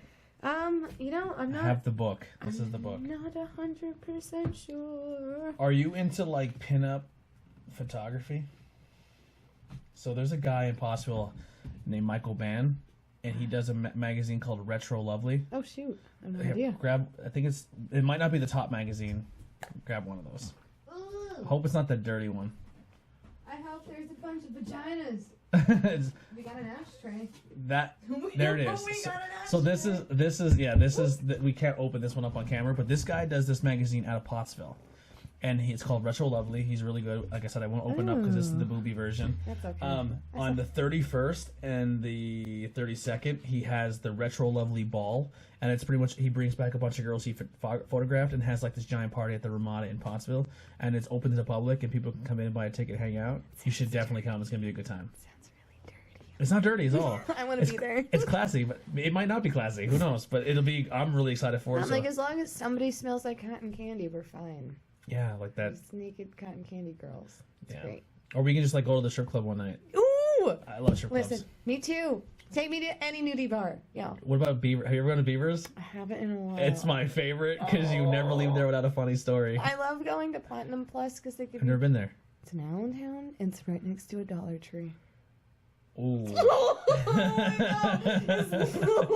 Literally right next to a Dollar Tree. But they give you $2 bills. And Oh, they do that yes. trick? I hate that. I love $2 bills. I collect $2 bills. Do ya? Yes. I'm a stripper at heart. So obviously today's the You're a 13th. dancer. I'm a dancer at So heart. 2 weeks. So if it's 2 weeks, it might not work for us because on the 24th I'm going to a show in Goodfellas, and then the 25th is Double or Nothing, the AEW's pay-per-view. Ooh. The new Cody Rhodes is fighting Dustin Rhodes, Yes, which is Goldust. yes. Isn't it his first fight back? Yes. Yeah. Oh, That's Double or Nothing on the Saturday. Yeah. Oh. And then I'm interviewing Amber. Amber's gonna be on Yes. Banging Beers on the Yeah. 26th. Yeah, a lot of cool stuff's happening. But yeah, like so the next 3 weekends I'm just completely packed. But we'll figure something out. There's a Godzilla one coming up too. I don't know. There's so many. Godzilla. Godzilla. Let's go see Godzilla. Godzilla. I won't book anything for Godzilla, and that'll be is just Chris and the Godzilla. Yes. All right, I love Yes. Godzilla. Godzilla's so great. Yeah, the new one looks so good. I want to see Mothra. She's my bitch. I love It her has so everybody. much. Mothra, Hydra. There's what, like 12 to 14 different monsters in this movie. And you know what they're leading up to, right? They're leading up to Godzilla vs. King Kong. The new King Kong, like the real big one. Oh. And that's gonna be the closing movie because King Kong and Godzilla were made with the same nuclear testing sites. Why can't they just be friends? They're gonna fight. Let them fight. They can fight. Unless King Kong ends up being a lady, then they'll be like, let's knit about it. Yeah. Well, let's just go swim. We'll just go for a swim. So yeah, that'll you know, if you want to hang out with Courtney more, go see her at Skin Art. Yes. Is there anything else you want to plug? I don't know. Hi. Hey. Hi, it's me. I'm a weirdo. Hey, everyone. This is so much fun. Oh, God. You know, I'm at Skin Art, just chilling there. Is that going to be like your full thing now, or are you looking for another bartending gig? So, bartending, I plan to stay local. So, look out for me popping up in Pottsville. Do you have an idea where you want to go? Hucklebucks. That's a good bar. I'm gonna go to Hucklebucks. I feel really bad because I've had different places message me, like the Roundhouse and like Sam and a couple people, and I'm just like, I don't know yet with my options being open. Roundhouse would be cool for you. Yeah, so I'm torn. Do you live in St. Clair right now, or you live in Pottsville? I'm right behind Weiss, so basically right in the middle. I'm right in the middle, so yeah. I may or may not have put your name out to another place. Oh, cool. Yeah. But so yeah, I'm open right now, but I'm leaning on Hucklebucks just because it's like my sister. I hope they get more bands there. Yeah, and like that's another big thing. That's another place that has the potential to bring in music and people. It's just tiny. Yeah. That's the only. But they only do original bands there. Do they? Yeah, from what I heard, Hucklebucks is kind of like the CBGB of Pottsville, where if you do covers, they're not interested. They only want originals. I don't know. I mean, like if I'm getting down there, if I get down there, and if it works out and I'm working down there. What about Pineview? Ever try to like apply there and then maybe get their music scene going? I mean, it's in the works. Not anything like to fully work for them, but like network, because they're family basically. Like, yeah. So my Allison that I moved out to Colorado with, that's her grandfather. Oh. He owns Pineview, and it's her whole family that's up there. So Yeah. it's like I'm basically living in my grandmother or grandfather's like spare house. Yeah.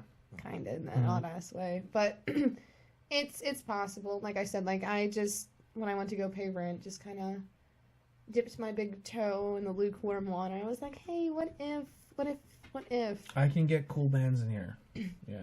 Yeah, and I mean, like, just with Lisa, she was just like, well, because she's so lost. Like, she's lost in the loop of, like, the music and stuff. She's like, do I book something that already has a big following? Do I give other people a chance? I'm just like, I'll figure this You out. put bands together. Yeah. That's what I've learned. Yeah. Or, not learned, but that's what I see. And even, like, in the past, like, at Trippin throughout the years, when Steve's like, oh, I need, like, a band or two, like, who do you think? And I'd help pair that stuff up. Because you got to put bands that are kind of in the same genre together, too. Yeah. I mean, I with, like, Gorilla Pack in the past, would pair them with a punk band. Mm-hmm. So, if because you can't, like, I love Faith in Exile, but you couldn't book them with a Bad Maggie. Because the Bad Maggie crowd would start hearing the screaming and probably like, not into this, see ya. I mean, then again, just having an offset might be just what you need. Maybe. I hate when people are like, I'm fire not into this sometimes. music, I'm not going to hang out. I just support it. Yeah. I mean, and like, when you book different genre bands, I'm like, what are you expecting instead of different every set? So, when I don't know. People leave. It's whatever. I get it. They're diehard fans of certain bands, but So I have Bad Maggie on a Bangin' Beers coming up. yeah. And then after Bad Maggie, we're gonna go watch Money in the Bank. I'm really excited That about that. sounds Then I have Gas Station Disco. Woo! And then I have Apollo 88. And then Ted Hazard. Ted! He's so great with his little cartoons. I don't know much about him. Wait, just wait for it. I'm excited. Then I have Roger. Then I have Sumner Park. I don't know that one. They played in Trippin. Oops, sorry. Like a punk. They're like a punk band. Then I have Flatline. Okay. Then I have Cody Wiley. And then I booked 2 Survivalist guys. Again, they were on the show before. And then I have Timothy Mingle. Churches and Train. Mangle. Yeah. Oh, he's so awesome. He's going to talk your ear off for sure. Haley Stokes. Haley. Oh, yo. She is a fantastic artist. I've known her since, oh my God, I don't even know when. Since she's little, basically. Like, it's weird to say that. So I heard of her through Look Alive. Yes. Because she did all their art. Their eyes. I've seen it on here somewhere. Right behind the boobies. Ew. Right here. Yep. So she is phenomenal. Yes. Phenomenal. And, like, she hasn't stopped, which is amazing. She would, honestly, if she would have put her art out there, I feel like a DC Comics or a Marvel would snatch her up. Like, the fact that she just picked up on, like, the digital art within, like, the past year or two. She's so talented. She's so amazing. Like, I've been friends with her. I've been watching her. I've talked to her and her mom.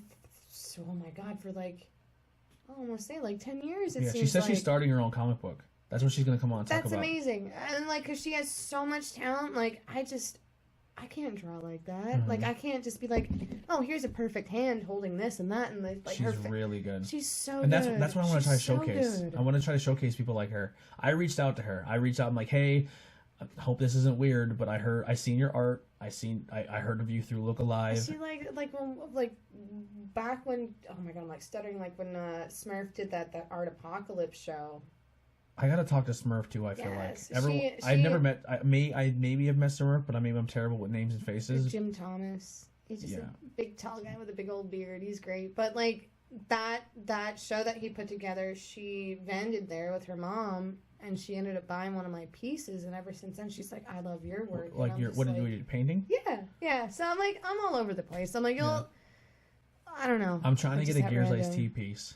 Yeah, just like a painting. I want like a Gears of Tea carton. Yeah. That'd be amazing. I don't know. Like I'm with me and my arts and stuff. It's you never know what's coming out. Like I could have a painting one day. I can have, a sticker or a skateboard or a skull. Here's a cool thing. I have skulls at home. I was gonna tell Kira about it, but she kind of beat me to it, and she found out herself. So I've been using this site, Sticker Mule. She sends her art to Sticker Mule, and they make her stickers. Yeah, I see. Oh God. Kira, if you're listening, if you ever listen to this, I want some stickers for the table because your art is amazing. We have so many. Like, not only is our area so people, I hate when people are like, our area sucks. There's nothing good in this area. That we have so many talented people. We do. We have so many talented people. And this is what I want to showcase. Like, I'm sure there's other podcasts in the area, and I know there is, and they're like, I want to talk to representatives, and I want to talk to this. Like, yeah, I would be open to talk to them too, but like, we have so many good businesses in this area that people don't know about, and there's so many like good artists and musicians and people just doing like Charles makes really cool shit. When I first met Chuck Smurf, literally we were at a Pig Destroyer show in Philly. You gotta get me at in the touch church. You have to tell Smurf to message me. I feel like he'd be a good interview. Smurf literally picked me up because I was like, oh my God, I was like, is that Charles Moran guy? He's like, go talk to him. I was like, no. He literally picked me up and goes, say hi. And I was like, hi, Chuck. Can I call you that? And he's like, hey, hello. He's like, how are you? And so, like, I love Charles's freaking his artwork before I even knew the guy. Mm-hmm. You know what I mean? And he lives in Minersville. So, like, going to see JJ at Foundations, I love him. Like, he's been my brother's best friend for years. Like, I've known him for as long as my brother's known. Well, probably less than that. But you know what I mean? Like, I've known him since I'm, like, 7. Mm-hmm. So walking into a shop at Krista one day, I'm like, who painted that? Like, who did this? They're like, oh, Chuck. He lives around the corner. I'm like, this is amazing. I remember Fallen Angels used to showcase a lot of people's art and stuff. And I remember, what's her name? I just drew a complete blank. He made a lot of cool horror movie props. I bought one of his Necrocon books. Zach. Yes, Stomper. Zach. Yep. He's awesome. Like, There's so many talented people and Yeah. like photographers. We have so many people that go to see local bands and take Like photos. Stacia's phenomenal. I didn't know Stacia was a photographer. How did you not know that? I didn't know. God. The same night I met you, I went up to the station. I'm like, so I found out you're a photographer. She's like, yeah, asshole. I've been doing it forever. Like she didn't say Yes. asshole, but I was like, you're fucking good. She's amazing. I mean, like, She's God. such a cool person too. She's so funny. And then like even like there's a lot of up and coming people who just take photographs of just bands. And then you have like Danger who does videographer work and he's fucking good. Did you see the video we made for Crowbot? No, I didn't. Like, yes, because I've seen clips from other people, like Eddie and Billy or whatever. Yeah. But I not The figured talent out. in this area is unbelievable. And to close on that, if you are one of those local talented people, contact me. Get out there. Get in here. Don't be shy. Get in my weird kitchen and talk to me. Sit in this chair. Yeah, I won't bite. You had a good time, right? Yeah. Everyone that comes on says they has a blast. Ah. I provide cool beers. We'll have a good time. Even if you don't drink, we'll do other cool stuff. Yeah, I guess. we'll just ramble. Yeah, I'll make chocolate milk. I promise. Like it will fun that up. But thank you so much for doing this. Thank you. For This is having not going to be the last time. I promise. Because I feel like we can just pick a topic and have fun. This might go down as the longest interview I've ever Oh, done. shoot. See, I'm getting you in training for old people isms. Yeah, I Like see. an old There's so much. lady. I'm at the point now where I'm trying to become sponsored, because merchandise is hard to sell, especially when I get it made by the quantity. Like I don't get because I don't have money. I'm broke, and I feel spent it. a lot of money on this stuff here. Like so, I kind of Kevin Smith this. These lights are blinding. Yeah. God. I Kevin Smith this. So Kevin Smith sold all his comic books to make Clerks 1. I love Kevin Smith. And he bought all his equipment and made movies and became Kevin Smith. The same last name. Yeah, you do. I sold all my pop vinyls and video games and collectibles for all this equipment. And I'm not even at the point now where I have everything I need. There's still other stuff I would like. Because if I go on location, I have to bring all of this. Right. And it's a pain. And there's other stuff I found that I should have probably gotten instead. But it is what it is. You live and learn. But so I'm trying to get get you a Sweetwater credit card. It'll be Yeah. fine with all that. Yeah, horrible credit. So what I'm trying to me find like sponsors. Like so if anyone wants to get sponsored and you want to do a little sponsorship deal, I'll work with you too. That'd so, be great. Yeah, so that's what there's a lot of cool things I'm in the works. Come see us if this airs on Friday, come see us Saturday. And Courtney, she'll be working one of the stands at the Brewfest. Brewfest! I can't wait for that. I'm so excited. I Yeah. have no idea where and what and who. I will be by the Greystone, so if you get a break, come hang out with us. I'm going. All I'm right. coming to you. I'll be like, it's me. I don't remember you. New phone, who's this? Yes. Hello. So I would be weird not to say just to close because she watches all of my shows and all of my interviews and she's super supportive. Cassie, you suck. But I love you. Yeah, we love you, but yeah, that's my work wife. Yeah, Fine. That's she's gonna fight with you. Those are fighting words. You'd be like, Yeah. I love you, but your butt stinks. your butt does Your stink. butt stinks. No, she I can't really get into it because I don't want to get in trouble at work. But people think things about us that are because we're just friends. Yeah. Oh yeah, they have secret meetings. Yeah, we have a secret. I go to see bands with her, and my wife's always there, but stuff always happens. It's just bad stuff. Yeah. It's bad stuff. I would never do that because she's way too fertile. She has too many kids. Too many kids. You old baby maker, Cassie. Nobody wants to touch that. She makes baby maker. She makes really really cute kids though. Her kids She are all cute. does. Yeah, she's cool people. I love her. I Yeah. love you. She was one of the most excited about this interview. She saw me at Trippin the last day. She's like, ah, and I was like, ah, and we're like, ah. And so it was just like girl moment of like noises, screams, and hugs. Yeah. Yeah, I she's love cool her people. so much. Yeah, she's awesome. But yeah, that'll wrap it up here for Interviews with Everyday People. And Courtney, once again, thank you so much. If this interview went long and you don't like it because it was long, I don't care. This was so much fun. I'm like, you got two options. You can leave or get out. Yeah. It's fine. Don't let the door hit you Yeah. or the good Lord split you. But thank you guys. That'll wrap it up. Love you guys. Tune in, hit that like and subscribe, and we'll see you next interview. Goodbye. Number 21 in the books. Yeah.